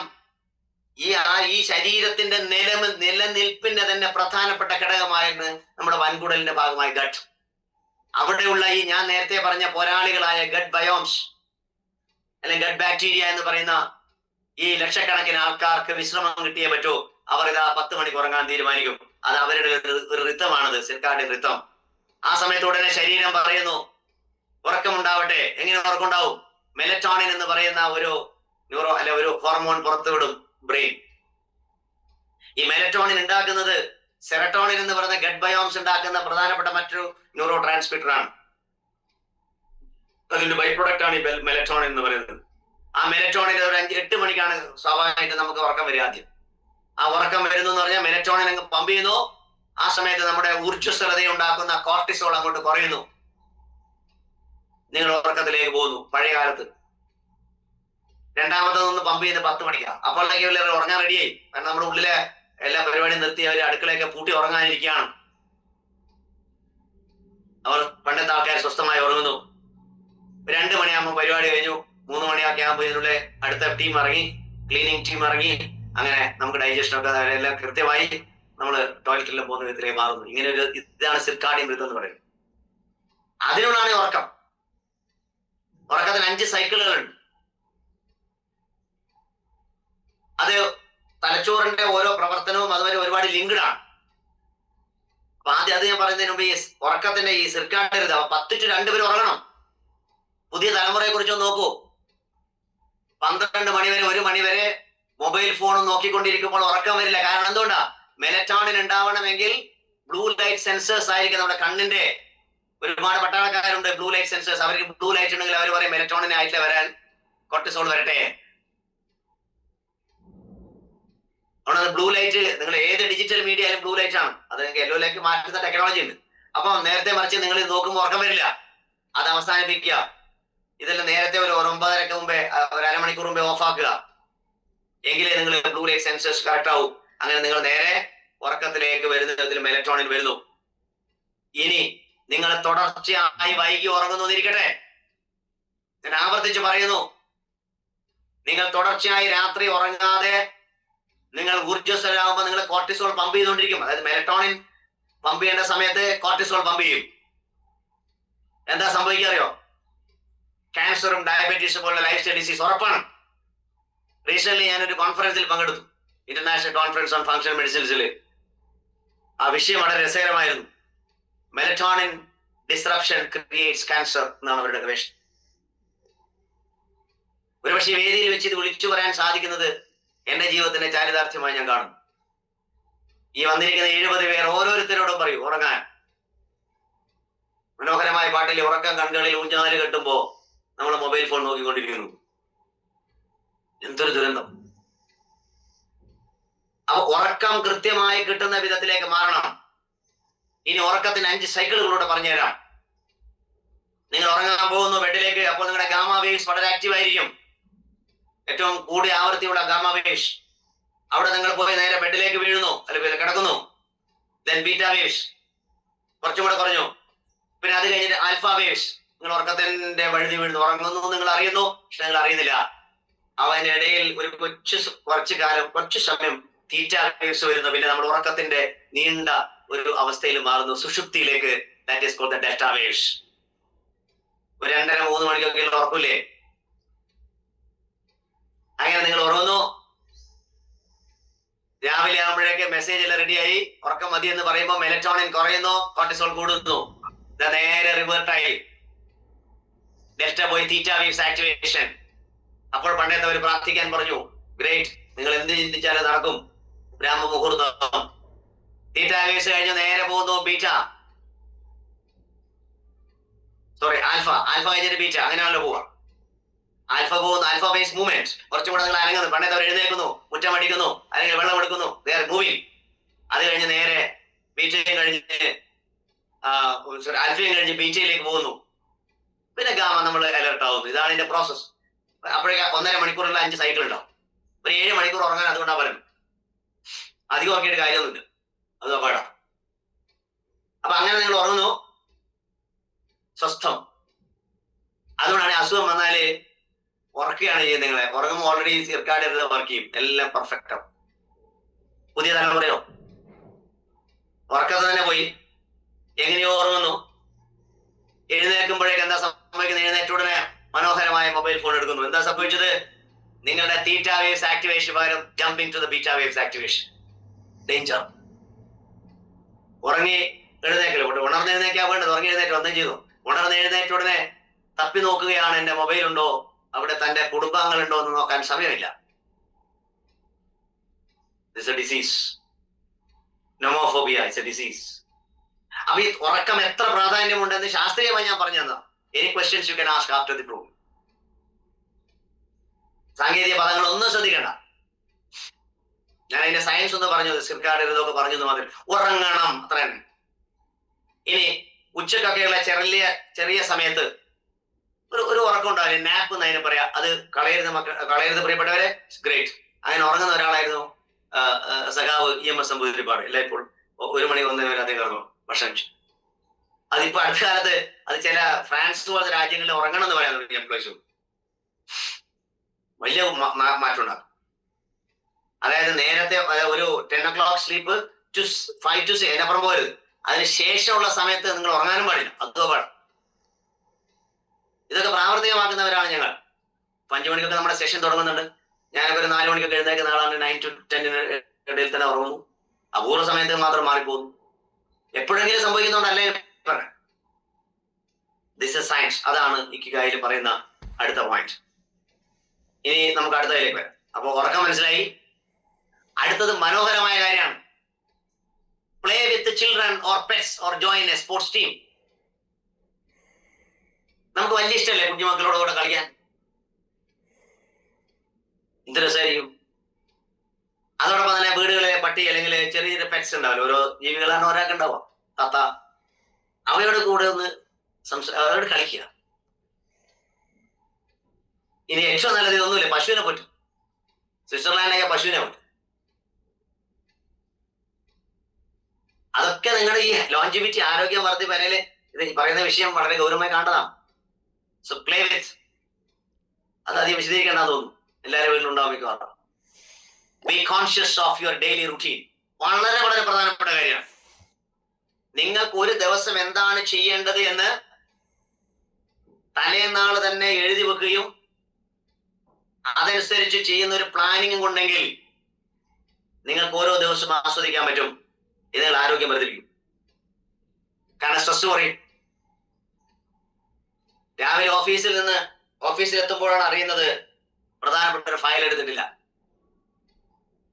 എന്താ കുഴപ്പം? ആരുടെ കുഴപ്പം? തലേനാളികൾ ഓഫീസിലാണ് പോകുന്നില്ല, താരം പണ്ട് സ്കൂളിൽ പോകുമ്പോൾ ഓർമ്മയില്ലേ, കണക്ക് പുസ്തകം എടുത്തു, അവനെ ഇല്ല മറന്നുപോയി കണക്ക് പുസ്തകം, ഇതിന് ഓർമ്മയില്ല. ഇവിടെ ഒരു ഓർമ്മയില്ല എന്ന് പറയില്ലേ, നിങ്ങൾ ആ സമയത്ത് വേറൊന്ന് ഓർമ്മിച്ചു എന്ന് മാത്രമാണ്, മറന്നു എന്ന് പറയാൻ പറ്റും, മറവില്ല, അറിയില്ല. അത് പ്രോപ്പർലി ഓർഡർ ആയിരിക്കും. 8 മണിക്കാണ് പ്രോഗ്രാം എന്ന് വെച്ചാൽ ഞാൻ 7:50 വന്നിട്ട് ഇതെന്തോ പരിപാടി ഉണ്ട്, അതല്ലേ ഓൾറെഡി എന്റെ റിട്ടേൺ ആണ് 8 മണിക്ക് ഇന്ന് പ്രോഗ്രാം. ഇത് വളരെ പ്രധാനപ്പെട്ട ഒരു കാര്യമായിട്ടാണ് പറയുന്നത്. ഇപ്പൊ കോർപ്പറേറ്റ് ട്രെയിനിങ്ങിലൊക്കെ പറഞ്ഞോളൂ, conscious of your daily routine in order to detect harmful habits and replace them. ഇതെന്തിനാ നിൽക്കുന്നത്? നമ്മുടെ ശരീരത്തെ നമ്മളെ നശിപ്പിക്കുന്ന ഉപദ്രവകരമായ കുറെ ഹാബിറ്റ് ഉണ്ടാവും, ശീലങ്ങൾ. അപ്പൊ അതില് പണ്ട് പറഞ്ഞിരിക്കുന്ന പുകവലി, മയക്കുമരുന്ന്, മദ്യം, ഇതൊക്കെയാണ് പറയുക. അത് മാത്രമൊന്നുമല്ല, അച്ചടക്കമില്ലായ്മ എന്ന് പറയുന്നത് വലിയൊരു പ്രശ്നമാണ്, റോങ് ഹാബിറ്റ്. എല്ലാം നമ്മുടെ ജീവിതത്തിലെ ഈ മെഷീനെ തകരാറാക്കുന്ന എല്ലാം പ്രശ്നമാണ്. അപ്പൊ ഇത്തരം കാര്യങ്ങളിലേക്കുള്ള ശ്രദ്ധയെക്കുറിച്ചാണ് വളരെ വിശദമായിട്ട് പറഞ്ഞത് ഈ പുസ്തകത്തിൽ. ഞാൻ ഒന്നുകൂടെ ആവർത്തിക്കാൻ നിങ്ങൾക്ക് ബോധ്യമാണ്. വാക്ക് ടു വർക്ക്, നടക്കുക, കൂടുതൽ നടക്കുക. പിന്നെ എന്താ പറയാ, നമ്മുടെ ലിഫ്റ്റൊക്കെ ഒഴിവാക്കുക, എലിവേറ്റർ ഒഴിവാക്കുക, എസ്കലേറ്റർ ഒഴിവാക്കുക. എല്ലാവരും ഒന്നിച്ചിരുന്നുകൊണ്ട് ചിരിക്കുക. സോഷ്യൽ ലിഷർ ആക്ടിവിറ്റീസ്, വെറുതെ ഒരു സമയമാണ്. എന്നാലും ആഹാരത്തിന്റെ കാര്യം ഞാൻ വിശദമായിട്ട് പറഞ്ഞു, ഉറക്കത്തിന്റെ കാര്യം പറഞ്ഞു, കുട്ടികളൊക്കെ കളിക്കുക. അതുകൂടാതെ B conscious of your daily routine, നമ്മുടെ ഇതിനെ കുറിച്ചൊക്കെ ശ്രദ്ധിക്കുക. ഇതൊക്കെയാണ് പറഞ്ഞത്. ഇനി ഇതിൽ പറയുന്ന മറ്റൊരു കാര്യം ഒരു രഹസ്യമാണ് പറയുന്നത്. നമുക്ക് ശാരീരികവും മാനസികമായ ആരോഗ്യം വേണം. അത് നമ്മുടെ ഇത് നിങ്ങൾ രണ്ടും ബാലൻസ് ആയി നിങ്ങളുടെ ശരീരത്തിൽ മനസ്സിലാവും. നിങ്ങളുടെ സ്കിൻ നോക്കിയാൽ മനസ്സിലാവും. അതേപോലെ നിങ്ങളുടെ കണ്ണ്, നിങ്ങളുടെ മുഖം ഒക്കെ നോക്കിയാൽ മനസ്സിലാവും. ഊർജ്ജസ്വലമാണോ എന്ന് നോക്കിയാൽ മതി. ഇതിൽ കുറച്ച് അധികം പറഞ്ഞത് 9 മണിക്കൂർ ഉറങ്ങണം, അത്രയൊന്നും വേണ്ട, 8 മണിക്കൂർ ഉറങ്ങണമെന്നാ. എന്ന് പറയുന്നത് sleep is a key anti ageing tool. നേരത്തെ പറഞ്ഞൊന്നുകൂടെ ആവർത്തിക്കുന്നു, ഉറക്കം ഒരു ആന്റി ഏജിങ് ടൂൾ ആണ്. Because when we sleep we generate melatonin, a hormone that, ഞാൻ നേരത്തെ വിശദീകരിച്ച് പറഞ്ഞുകൊണ്ട് ഞാൻ പറയുന്നില്ല. നമ്മുടെ പീയൂഷ ഗ്രന്ഥി, പീനിയൽ ഗ്ലാൻഡ്, അത് സെറട്ടോണിൻ, അതിലൊരു കുറച്ചേ സെറട്ടോണിൻ അതിലുണ്ടാക്കുന്നുള്ളൂ, ബാക്കി നമ്മുടെ ഗട്ടിൽ നിന്നാണ് ഉണ്ടാകുന്നത്. ചിലപ്പോൾ അന്നത്തെ കാലത്തിന്റെ അറിവ് അത്ര കുറച്ച് ഉള്ളതുകൊണ്ടായിരിക്കും ഇത്ര ഡീറ്റെയിൽ ആയിട്ട് അവിടെ പറഞ്ഞ വേറെ തരത്തിലാണ്. അപ്പൊ അതൊരു ആന്റി ഓക്സിഡന്റ് ആണ്. നമുക്ക് അസുഖങ്ങൾ ഇല്ലാതാക്കുന്ന ഒരു സാധനം ആന്റി ഓക്സിഡന്റ്. അതാണ് അതെന്തെല്ലാം ചെയ്യുന്നു, നമ്മുടെ പ്രതിരോധ ശക്തി വർദ്ധിപ്പിക്കുന്നു. ഒരു ചുരുക്കം പറയുന്നു, ക്യാൻസറിനെ ഇല്ലാതാക്കുന്നു.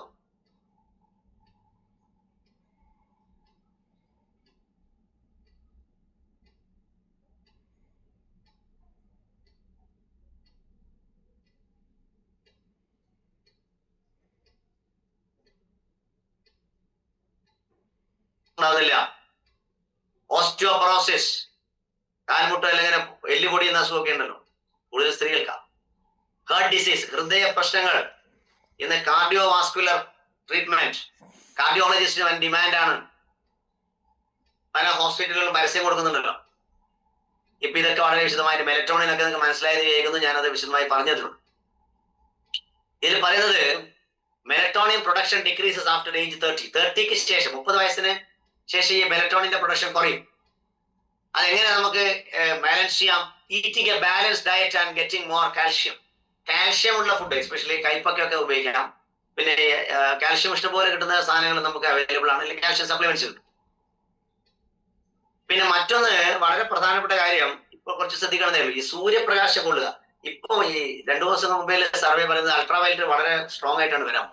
നമ്മുടെ കാലമൊക്കെ വളരെ ഡേഞ്ചറിൽ പോകുന്നത്, കാരണം അത്രയും ഓസോൺ പ്ലാനില് പ്രശ്നമാണ്. അപ്പൊ അത്ര പറഞ്ഞുകൊണ്ടെങ്കിലും കുറേയേറെ നമ്മൾ സൺബാത്ത് അല്ലെങ്കിൽ സൂര്യക്കുളി എന്ന് പറയുന്നുണ്ട്. മോർണിംഗിലും ഓക്കെ ഈവനിങ് ഒക്കെ നമ്മൾ ചെയ്യുന്ന വളരെ ഗുണം ചെയ്യും.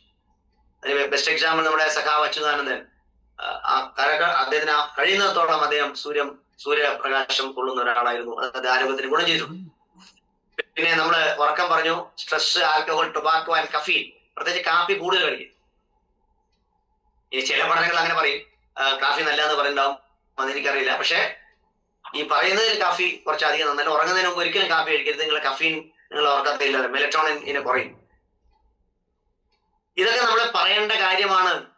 ഇനി ഇതിൽ ഏറ്റവും പറയുന്ന ഒരു പ്രധാനപ്പെട്ട കാര്യം ആന്റി ഏജിങ് ആറ്റിറ്റ്യൂഡുകളെ കുറിച്ചിട്ടാണ്. എന്താ ആന്റി ഏജിങ്? നിങ്ങളുടെ സമീപനം. നിങ്ങൾക്ക് കുറെ കാലം ജീവിക്കണമെന്നുണ്ട്, ആരോഗ്യത്തോടെ വേണമെങ്കിൽ ഇതൊക്കെ ശ്രദ്ധിക്കണമായിരുന്നു. ഇല്ല, നിങ്ങൾക്ക് എങ്ങനെ ജീവിക്കാം? അതൊരു ആറ്റിറ്റ്യൂഡാണ്. അത് യെശിവ യൂണിവേഴ്സിറ്റിയിൽ നടത്തിയ ഒരു പഠനം പറയുന്നത് people who live the longest have 2 ഡിസ്പോസിഷണൽ traits of common. അതിൽ ഏറ്റവും കൂടുതൽ പോസിറ്റീവ് ആറ്റിറ്റ്യൂഡ്. അതായത് ആ ഗവേഷകരാണ് പറയുന്നത് കേട്ടോ, അത് ജപ്പാൻ യൂണിവേഴ്സിറ്റിയാണ്. അതായത് നിങ്ങൾക്ക് 2 കാര്യം, ഒന്ന് പോസിറ്റീവ് ആറ്റിറ്റ്യൂഡ് ക്രിയേറ്റ് ചെയ്തുകൊണ്ടിരിക്കുക. അപ്പൊ ചോദിക്കുന്നത് സാധ്യമാണോ? യെസ്, ഞാൻ പറയുന്നത് 100% ഇല്ല. പ്രതിസന്ധി ഘട്ടങ്ങളിൽ നിങ്ങൾക്ക് പോസിറ്റീവ് ആറ്റിറ്റ്യൂഡ് കുറക്കേണ്ട കാര്യമില്ല. പൊതുവെ രാവിലെയൊക്കെ ചെയ്യുന്ന 5 മണി സെഷനിലൊക്കെ നിങ്ങൾക്ക് ജോയിൻ ചെയ്യാൻ പറ്റുമെങ്കിൽ it's good for the newcomers I am talking. We are focusing to create more positive attitude in your life. രണ്ടാമത്തെ point, it's a very very important point. Second one, emotional awareness high ആണ്. ഞാനിങ്ങനെ പഠിപ്പിച്ചു പോയല്ല ചെയ്യുന്നത്, വളരെ പ്രസക്തമായ കാര്യങ്ങൾ നമ്മുടെ ബോധതലത്തിലേക്ക് കൊണ്ടുവരികയാണ്. അതായത് ഒന്ന് പോസിറ്റീവ്, 2 ഇമോഷണൽ. ഇപ്പൊ ഞാൻ പറഞ്ഞ ആർട്ടിഫിഷ്യൽ ഇന്റലിജൻസ് അതിന്റെ ഏറ്റവും ടോപ്പ് ലെവലിൽ നിൽക്കുകയാണ് 2026. ഞാൻ പല സെഷനുകൾ പറഞ്ഞ പോലെ ഗൂഗിൾ എക്സിന്റെ ഒക്കെ ഷിയോ ഒക്കെ ആയിരുന്ന മോഗവാഡ് പറഞ്ഞ പോലെ ആർട്ടിഫിഷ്യൽ ഇന്റലിജൻസ് തന്നെ ആർട്ടിഫിഷ്യൽ ഇന്റലിജൻസിൽ സൃഷ്ടിക്കുന്ന തരത്തിൽ ഒരു തരത്തിൽ ദുരന്തവും ഒരു തരത്തിൽ നേട്ടവുമായിരിക്കുന്ന ഒരു കാലാവസ്ഥയിലാണ് 2026 തുടങ്ങുന്നത്. പല ജോലികൾ ഇല്ലാതാവുന്നൊക്കെ നമ്മൾ പറയാറുണ്ട്. ഈ ആർട്ടിഫിഷ്യൽ ഇന്റലിജൻസ് ഇത്രയും ഡെവലപ്പ് ചെയ്യുന്ന സമയത്ത് നമ്മുടെ കുഴപ്പം, നമ്മുടെ ഇമോഷണൽ ഇന്റലിജൻസ് കുറഞ്ഞുകൊണ്ടിരിക്കുന്നു. ഗോൾമാന്റെ പ്രധാനപ്പെട്ട കണ്ടുപിടുത്തമായ ഇമോഷണൽ ഇന്റലിജൻസ്, വൈകാരിക ബുദ്ധി, ഈ അവയർനെസ് കുറഞ്ഞുകൊണ്ടിരിക്കുന്നു. പെട്ടെന്ന് പ്രതികരിക്കുന്ന കുട്ടികൾ, പെട്ടെന്ന് പ്രതികരിക്കുന്ന സമൂഹം, ക്ഷമയില്ലാത്തവർ, ഇതൊക്കെ ഈ ഇമോഷണൽ ഇന്റലിജൻസ് കുറയുന്നതിന്റെ പ്രശ്നമാണ്. അതാ പറയുന്നത്, സമൂഹത്തെ അഡ്രസ് ചെയ്യേണ്ട യഥാർത്ഥ പ്രശ്നത്തെ ഇവിടെ ഒരു രാഷ്ട്രീയ സംഘടനകളോ മതസംഘടനകളോ പ്രസ്ഥാനങ്ങളോ അഡ്രസ് ചെയ്യുന്നില്ല എന്നൊരു വിഷമം എനിക്കുണ്ട്. ഇമോഷണൽ ഇന്റലിജൻസിന്റെ പ്രശ്നം ആ വാക്ക് പോലും കേൾക്കാത്തവരുണ്ട്. അതായത് ആ അവയർനെസ് വർദ്ധിപ്പിക്കത്തക്ക തരത്തിൽ നമ്മൾക്കൊരു കഴിവ് വർദ്ധിപ്പിക്കുകയാണെങ്കിൽ നിങ്ങളുടെ ഏജിങ് എന്നൊരു പ്രശ്നം ഉണ്ടാവില്ല. അതെങ്ങനെ? അവിടെയാണ് നമ്മൾ ചില വികാരങ്ങളെ കുറിച്ച് മനസ്സിലാക്കേണ്ടത്. പ്രധാനമായ ദേഷ്യം, അസൂയ, പക തുടങ്ങിയ വികാരങ്ങൾ നിങ്ങളിൽ കൂടുതലാണെങ്കിൽ വേറൊന്നും അധികം പറയാനില്ല. പകരം സ്നേഹം, സന്തോഷം, സഹായിക്കാനുള്ള മനസ്ഥിതി, എമ്പതി, ഇതൊക്കെ വളർത്തുകയാണെങ്കിൽ നിങ്ങൾ ജീവിതത്തിന്റെ ആന്റി ഏജിങ് ഒരു പ്രശ്നമാവില്ല. നമ്മുടെ പുരാണങ്ങളിൽ, നമ്മുടെ മതഗ്രന്ഥങ്ങളിലെ കഥകളിലൊക്കെ പറയുന്ന സ്നേഹമുണ്ടല്ലോ. പ്രത്യേകിച്ച് റംസാനൊക്കെ തുടങ്ങിയ സമയമാണ്, നോമ്പ്. നബി തിരുമേനിയെ കുറിച്ചൊക്കെ ഒന്ന് ഓർമ്മിച്ചു നോക്കുക. സ്നേഹമാണെല്ലാം എന്ന് പറഞ്ഞ നബി യേശുദേവനെ ഒക്കെ തന്നെ സ്നേഹത്തെ കുറിച്ചല്ല. നിങ്ങൾ നോക്കിയാൽ എല്ലാ മതങ്ങളിലും സ്നേഹം. ശിബിയുടെ കഥ പറയുന്ന ഇന്ത്യൻ പുരാണം. തന്റെ എല്ലാം ദാനം ചെയ്ത കർണൻ, കവചകുണ്ടലങ്ങളിൽ എല്ലാം തന്റെ ജീവിതം നഷ്ടമാകുമെന്ന് അറിഞ്ഞിട്ട് പോലും ദാനത്തിന്റെ പ്രാധാന്യം കൊടുത്ത കർണനൊക്കെ നമ്മളെ പഠിപ്പിക്കുന്നത് ഇമോഷണൽ ഇന്റലിജൻസിന്റെ ഏറ്റവും ഉയർന്ന തലങ്ങളെ കുറിച്ചിട്ടാണ്. അത് ഇംഗ്ലീഷുകാരൻ ഇമോഷണൽ ഇന്റലിജൻസ് എന്ന പുസ്തകം എഴുതിയപ്പോ, ഗോൾമാൻ എഴുതിയപ്പോഴാണ് നമ്മൾ അതിനെക്കുറിച്ച് പഠിച്ചത്. പക്ഷേ ക്രോധം പരിത്യജിക്കണം ബുധജനമെന്ന് ഏറെ മുമ്പ് തന്നെ രാമായണത്തിലുണ്ട്, രാമൻ ലക്ഷ്മണനോട്. പ്രിയപ്പെട്ട പ്രേക്ഷകരെ, നിങ്ങളുടെ ആറ്റിറ്റ്യൂഡാണ് മാറേണ്ടത്. Attitude decides your attitude. അപ്പോ വളരെ പ്രധാനപ്പെട്ട കുറെ കാര്യങ്ങളാണ് നമ്മൾ പറഞ്ഞത്. രണ്ടാമത്തെ കാര്യം കൂടെ പറഞ്ഞ് നമുക്ക് നിർത്താം. A stoic attitude. അതായത് നമുക്കൊക്കെ പ്രശ്നങ്ങൾ ഉണ്ടാവും, പക്ഷെ അതിൽ നിന്നും തളരാതിരിക്കുന്ന ഒരു മാനസികാവസ്ഥ, അതാണ് സ്റ്റോയിക് ആറ്റിറ്റ്യൂഡ് എന്ന് പറയുന്നത്. ചുരുക്കത്തിൽ നിങ്ങളുടെ സമീപനമാണ് മാറേണ്ടത്. എന്തിനോടുള്ള സമീപനം? Anti ageing attitude. ഞാൻ സന്തോഷിക്കുന്നു, കാരണം ഈ പുസ്തകത്തിലൂടെ ഇത്തരം കാര്യങ്ങൾ നിങ്ങളോട് സംവദിക്കാൻ വന്ന എനിക്ക് സാധിച്ചതിന് Almighty, I am thanking the Almighty and the platform of Yanam and the audience who joined you. നമുക്ക് ഒത്തൊരുമയോടുകൂടി ഈ ലോകം ഒരു സ്വർഗമാക്കാം. Over to them.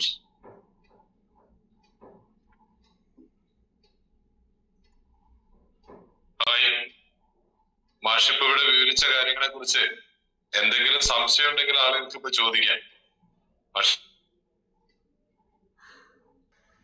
സർക്കാരിയൻ ഋതം എന്ന് പറയുന്ന ആ സിസ്റ്റത്തെ കുറിച്ച് മാഷോട് പറഞ്ഞു. അപ്പൊ എത്രത്തോളം പ്രാധാന്യം നമ്മുടെ ആരോഗ്യത്തെയും നമ്മുടെ ജീവിതത്തെയും സ്വാധീനിക്കുന്നതാണ് ഉറക്കം എന്ന കാര്യത്തിൽ യാതൊരു സംശയവുമില്ല. ഇന്ന് ഒരു കണക്ക് പറയുന്നത് ഇന്ത്യയിലെ ആകെ ഉറക്കക്കുറവ് മൂലമുള്ള രോഗം 24% ഉണ്ടെന്നാണ്. പക്ഷെ അത് കേരളത്തില് ഏകദേശം 40% ആളുകൾ ഉറക്കം കുറഞ്ഞതുമായി ബന്ധപ്പെട്ട രോഗത്തിന് അടിമകളാണ്. അപ്പോ സാർ ഇവിടെ വിവരിച്ചത് എത്ര പ്രാധാന്യമുള്ളതാണ് എന്ന് നമുക്ക് മനസ്സിലാക്കാൻ സാധിക്കും. ഇതുമായി ബന്ധപ്പെട്ട് എന്തെങ്കിലും സംശയം ഉണ്ടെങ്കിൽ നമുക്ക് വളരെ പെട്ടെന്ന് മാഷോട് ചോദിക്കാം. Any questions? ക്വസ്റ്റ്യൻസ് അല്ല, ഡിസ്കഷൻ ആണ്. ആരൊക്കെയാണ് ഈ ഇവിടെ ജോയിൻ ചെയ്തെന്ന് എനിക്ക് അറിയാൻ പറ്റുന്നില്ല. ഇനി ക്വസ്റ്റ്യൻസ് നിങ്ങൾ ഏതെങ്കിലും ഇതുമായി ബന്ധപ്പെട്ടോ വിരുദ്ധമായ അഭിപ്രായങ്ങളോ ഒക്കെ ഉണ്ട് പറയാം. ഒരു പുസ്തകം ശരിയാവണമെന്നൊന്നുമില്ല. ഞാൻ എന്റെ കുറെ നിരീക്ഷണങ്ങളും അതോടൊപ്പം എന്റെ റിസർച്ചൊക്കെയാണ് അവിടെ പറഞ്ഞത്. പ്രോഗ്രാം സ്റ്റാർട്ട് ചെയ്യുന്ന സമയത്ത് 8 മണിയല്ലേ? അപ്പൊ 8 മണിക്ക് ശരിക്ക് വർക്കിംഗ് വന്നിരുന്നു. അപ്പൊ അതുകൊണ്ടാണ് വീഡിയോ ഓഫ് ആക്കി അന്നേരം. അപ്പൊ സംഭവം തെളിവാണ്. അപ്പൊ ഞാൻ വിചാരിച്ചു, പിന്നെ വർക്കിന്റെ കാര്യം പറയുന്ന സമയത്ത് ഞാൻ വിചാരിച്ചു ഇനി ഡ്രസ് മാറ്റാത്തതെന്ന് വെച്ചാല് പോകാനുണ്ട്. അപ്പൊ പിന്നെ ഒരു തീരുമാനം എടുത്ത് ഇനിയിപ്പം പോകണ്ടെന്നൊരു തീരുമാനം എടുത്ത് മാഷിന്റെ ക്ലാസ് കേട്ടപ്പോ.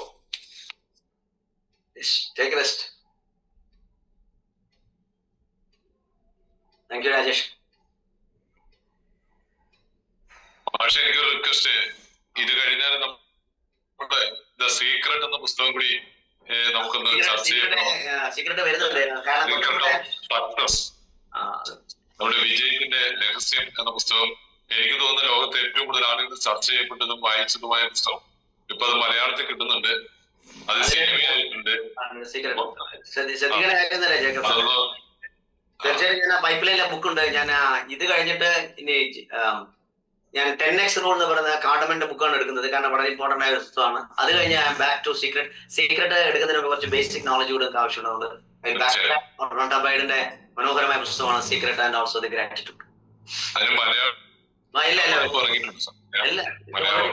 വന്നേ മതി. Questions please. Any discussion? പുസ്തകം എല്ലാവരും വായിക്കുന്നുണ്ടെന്നാണ് ഞാൻ മനസ്സിലാക്കുന്നത്. ആമസോണിൽ അവൈലബിൾ ആണ് ഈ പുസ്തകം. ഇതിന്റെ എക്സ്പ്ലനേഷൻ ഞാൻ തരാം. വൈകാരിക ഇമോഷണൽ ഇന്റലിജൻസിനെ കുറിച്ച് വളരെ ഡീറ്റെയിൽ ആയിട്ട് ഞാൻ ഒരു യൂട്യൂബ് ചെയ്തിരുന്നു. കൊണ്ട് ആരെ കണ്ടു എന്ന് എനിക്കറിയില്ല. ഇമോഷണൽ ഇന്റലിജൻസ് ഗവൺമെന്റ് സ്റ്റഡി വളരെ ഡീറ്റെയിൽ ആണ്. അത് ലീഡർഷിപ്പ് മോർണിംഗ് സെഷൻസിൽ ഈ പൊതുവായിട്ട് ജനങ്ങളോട് പറയുന്നത് മോർണിംഗ് 5 to 6 ഞാനൊരു പ്രോഗ്രാം ചെയ്യുന്നുണ്ട്. അത് നേരിട്ട് എൻട്രി അല്ല, അതിന്റെ ഒരു അത് പുതുതായി വരുന്നവർക്ക് വേണ്ടി അതൊരു 135 ദിവസമായ പ്രോഗ്രാമാണ്. അപ്പൊ അത് പുതിയ ബാച്ച് എന്ന് പറയുന്നത് അടുത്ത തിങ്കളാഴ്ച, വരുന്ന തിങ്കളാഴ്ച 8 മണിക്ക് ആ പ്രോഗ്രാം ഉണ്ട്. അതൊരു ലീഡർഷിപ്സ് പറയുന്ന ഒരു കണ്ടിന്യൂസ് പ്രോഗ്രാമാണ്. ദിവസം വില്ലിങ് പുതിയ ആൾക്കാരോടാണ്. നിങ്ങൾക്ക് അതിൽ കണക്ട് ചെയ്യാം. I think Minesh give the number. Hello, പക്ഷെ ഞാൻ ദുബായിലാണ്, പ്രകാശന്റെ മംഗള. ഞാൻ ഇവിടെ 3:30 സാർ ക്ലാസ് തുടങ്ങുന്നത്. അതാണ് എനിക്കല്ലേ വലിയൊരു ബുദ്ധിമുട്ട്. എന്താണ് ഇവിടുത്തെ സമയം 3:30 രാവിലെ. നിങ്ങൾ മോർണിംഗ് കയറണം. നിങ്ങൾ ഒരു കഴിഞ്ഞാൽ മതി. 8 മണിക്ക് ഒരു സ്പെഷ്യൽ ബാച്ച് ഞാൻ തുടങ്ങും. Join that 8 o'clock. Night 8 o'clock this time. Weekly 2 days. Hello, അതായത് ഇങ്ങനെയുള്ളവർക്ക് വേണ്ടിയിട്ട് ദുബായിൽ നിന്നൊക്കെ ഒരുപാട് കൊറീസ് വരുന്നുണ്ട്. അവർക്ക് ടൈം വളരെ ബുദ്ധിമുട്ടാണ്. ഇവിടെ 5 മണി, അവിടെ 3:30 ആണെങ്കിൽ എഴുന്നേക്കരുത്, ഒരിക്കലും എഴുന്നേക്കരുത്. അത് നിങ്ങളെ ബാധിക്കും. പകരം അവർക്ക് വേണ്ടി ആഴ്ചയിൽ 2 ദിവസം 8 മണിക്ക് സെഷൻ വരുന്നുണ്ട്. അതിൽ ഫ്രഷ് ബാച്ച്. അപ്പൊ നിങ്ങൾക്ക് അതിൽ ജോയിൻ ചെയ്യാം. Those are interested. അപ്പൊ അതൊന്ന് നിങ്ങൾക്ക് ഡീറ്റെയിൽസ് കിട്ടാൻ വേണ്ടി നിങ്ങളുടെ നമ്പർ പ്രകാശം അറിയിക്കും. ഇല്ലെങ്കിൽ ഒന്ന് അവിടെ കോണ്ടാക്ട് ചെയ്യണം. ഞാൻ കുറച്ച് ദിവസം കേട്ടു, അപ്പോ പിന്നെ കുറച്ച് ബുദ്ധിമുട്ട്. കുഴപ്പമില്ല, നിങ്ങൾ 3:30 ഒന്ന് എഴുന്നേക്കരുത്. കൃത്യമായ ഉറക്കെല്ലാം കിട്ടുന്നുണ്ട്. ഓക്കെ, പറയൂ. Thank you response four Dubai. Okay, Rajesh. നമസ്കാരം, രാജേഷാണ്. പറയൂ. മാഷിപ്പോ പറഞ്ഞേ ഇമോഷണൽ ഇന്റലിജൻസിനെ കുറിച്ച് പറഞ്ഞില്ലേ? അപ്പോ ഞാൻ അതിന്റെ ഒരു വീഡിയോ ഇത് കാണാനിടയായി. കാരണം ഇനി വരുന്ന കാലഘട്ടങ്ങളില് ജാതിയും മതവും രാഷ്ട്രീയവും ഒന്നും ഉണ്ടാകാൻ പോകുന്നില്ല. ഇനി വരുന്ന തലമുറ ഈ ഒരു വഴിക്കേക്കാണ് നീങ്ങിപ്പോകുന്നതെന്നുള്ള ഒരു പഠനം നടത്തിയിട്ടുണ്ട്. അപ്പൊ അതിന്റെ ഭാഗമായിട്ട് അതില് അനന്ത സാധ്യതകൾ ഉണ്ട് എന്ന് കൂടി പറയുന്നുണ്ട് അവര്. അപ്പോ അതുമായി ബന്ധപ്പെട്ട ഒരു ക്ലാസ് നമുക്ക് സംഘടിപ്പിച്ചൂടെ? പക്ഷേ ഇമോഷണൽ ഇന്റലിജൻസിനെ കുറിച്ചിട്ട്. തീർച്ചയായിട്ടും ഇമോഷണൽ ഇന്റലിജൻസ് ഒരു ഡീറ്റെയിൽ സബ്ജക്ട് ആണ്. എനിക്ക് വളരെ പാഷനേറ്റ് ആയിട്ട് എടുക്കാൻ പറ്റുന്ന ഒരു ടോപ്പിക് ആണ് ഇമോഷണൽ ഇന്റലിജൻസ്. നമുക്കൊരു കാര്യം നമുക്ക് ഈ ബുക്കിൽ റിവ്യൂ അത് പറ്റില്ല. ഏതായാലും നമ്മുടെ ഈ മോർണിംഗ് ഈവനിങ് സെഷൻ പ്ലാൻ ചെയ്തിട്ടുണ്ട്. Detail study on emotional intelligence. കാരണം ഇന്ന് ഈ ആർട്ടിഫിഷ്യൽ ഇന്റലിജൻസ് ബുക്ക് ചെയ്യുന്ന പുതിയ സമൂഹത്തിൽ ഇമോഷണൽ ഇന്റലിജൻസിനെ കുറിച്ച് പറഞ്ഞു കൊടുത്തതിലെ വലിയ പ്രശ്നം. അതെ, ഞാൻ ഒരു ഹെഡ് മാസ്റ്റർ ആണ് ഒരു സ്കൂളിലെ. അവിടുത്തെ കുട്ടികളെ മാനേജ് ചെയ്യുമ്പോഴും teachers may be the society is very difficult to manage. വലിയ പ്രശ്നമാണ്. പോലീസ് ഡിപ്പാർട്ട്മെന്റ് ഒക്കെ പല ഉയർന്ന ഉദ്യോഗസ്ഥരോട് പറഞ്ഞിട്ട് ഇറ്റ് ഇസ് വെരി ടഫ്, വളരെ ടഫാണ് പൊതുസമൂഹത്തെ നമുക്കിത്. കാരണം ഇതൊരു വലിയ ത്രെട്ടാണ് ശരിക്കും. പെട്ടെന്നായിട്ട് നമുക്ക്, കാരണം കുട്ടികളെ ചെറുപ്പത്തിൽ അമ്മമാരെന്നെ മൊബൈൽ നോക്കിക്കൊണ്ടിരിക്കുമ്പോഴാണ് ഇവർ ഗർഭിണി ആവുന്നതും പിന്നീട് ഗർഭത്തിൽ വരുന്നത്. ഇപ്പൊ ബ്രൂസ് വിൽസൺ പറയുന്ന പോലെ ഈ 7 months to ഡെലിവറി വരെ തീർച്ചയായിട്ടും എന്താ കുഴപ്പമെന്ന് വെച്ചാൽ ഇവരുടെ ബ്രെയിൻ ഒക്കെ ഹാക്ക് ചെയ്യപ്പെടും. ആ സെറ്റിൽ കുട്ടി ജനിക്കും. ആ കുട്ടി എന്ത് ചെയ്യും? വലിയ പ്രശ്നത്തിൽ പോകും. അപ്പൊ അവർക്ക് പിന്നെ സ്പാൻ ഓഫ് അറ്റൻഷൻ 8 seconds മേലെ കിട്ടില്ല. 8 seconds 14 ആയിരുന്നു അത്. ജമ്പ് ചെയ്ത് ഇപ്പൊ നോക്കി നിങ്ങൾക്ക് റീൽസ് ഒക്കെ 8 seconds ഉണ്ടോ? It is reducing to 5 seconds.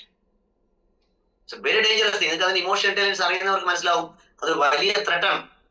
എനിക്ക് ഒറ്റയാൾ പട്ടാളം ചെയ്യാൻ പറ്റില്ല. I want support of the may be the team. അപ്പോ ഈ മൊബൈല് ഉപയോഗം മാത്രമാണോ ഇമോഷണൽ കാരണം? വൺ ഓഫ് ദ റീസൺ അവരുടെ സ്പാൻ ഓഫ് അറ്റൻഷൻ കുറഞ്ഞത്. 2 കുടുംബ ബന്ധങ്ങളിലെ ശൈഥില്യം. പിന്നെ ഒന്നിച്ച് കളിക്കുന്നില്ല കുട്ടികൾ. ഒരുപാട് ഫാക്ടേഴ്സ് ഉണ്ട്. കൂട്ടായ്മയില്ലല്ലേ? അതായത് ഇപ്പൊ ഐ തിങ്ക് സ്വിറ്റ്സർലാൻഡ് ഇത് സ്റ്റാർട്ട് ചെയ്തിട്ടുണ്ട്. നോർവേ, അവരുടെ ചില രാജ്യങ്ങൾ കുട്ടികൾ ഇത്തരത്തിലെ കമ്മ്യൂണിറ്റി ലിവിങ്. ഒറ്റ വഴിയുള്ളൂ. That is importance of Yanam.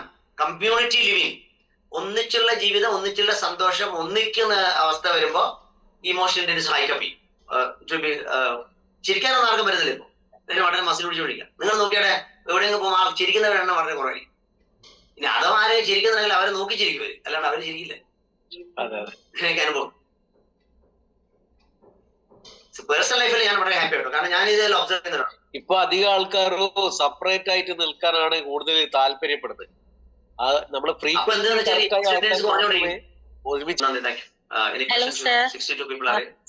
Attitude നമ്മുടെ ചൈൽഡ്ഹുഡ് എക്സ്പീരിയൻസ് ആയിട്ട് റിലേറ്റഡ് അല്ലേ? അതെ, തീർച്ചയായും. നമ്മൾ അതിൽ നിന്നല്ലേ ആർജിക്കുന്ന ആ ഒരു ഇൻഫ്ലുവൻസ് ആയിരിക്കില്ലേ നമ്മൾ അതെങ്ങനെ അതിന്റെ ഒരു ഡെവലപ്മെന്റ് അവിടെയല്ലേ സംഭവിക്കുന്നത്? തീർച്ചയായിട്ടും നമ്മളൊരു പ്രതിസന്ധിയിൽ നിന്ന് ഞാൻ എങ്ങനെ കരകയറും എന്ന് സ്വയം ഉണ്ടാവുന്ന ഒരു അറിവിനെയാണ് സ്റ്റോയിക് ആറ്റിറ്റ്യൂഡ് എന്ന് പറയുന്നത്. എന്ത് വന്നാലും പ്രശ്നമില്ല, ഞാൻ എന്തായാലും മുന്നോട്ട് പോയേ പറ്റൂ. എനിക്ക് തോന്നിയിരിക്കുന്നത് ഒരു വലിയൊരു ഇത് ടച്ച് ചെയ്തൊരു കഥയുണ്ട്. കഥയെല്ലാം നടന്ന സംഭവം ഒരു പട്ടാളക്കാരൻ എഴുതിയ ഒരു അനുഭവക്കുറിപ്പാണ്. ഒരു ഫ്ലഡ് ചെന്നൈയിൽ വന്നപ്പോ വലിയ വെള്ളപ്പൊക്കം വന്നു.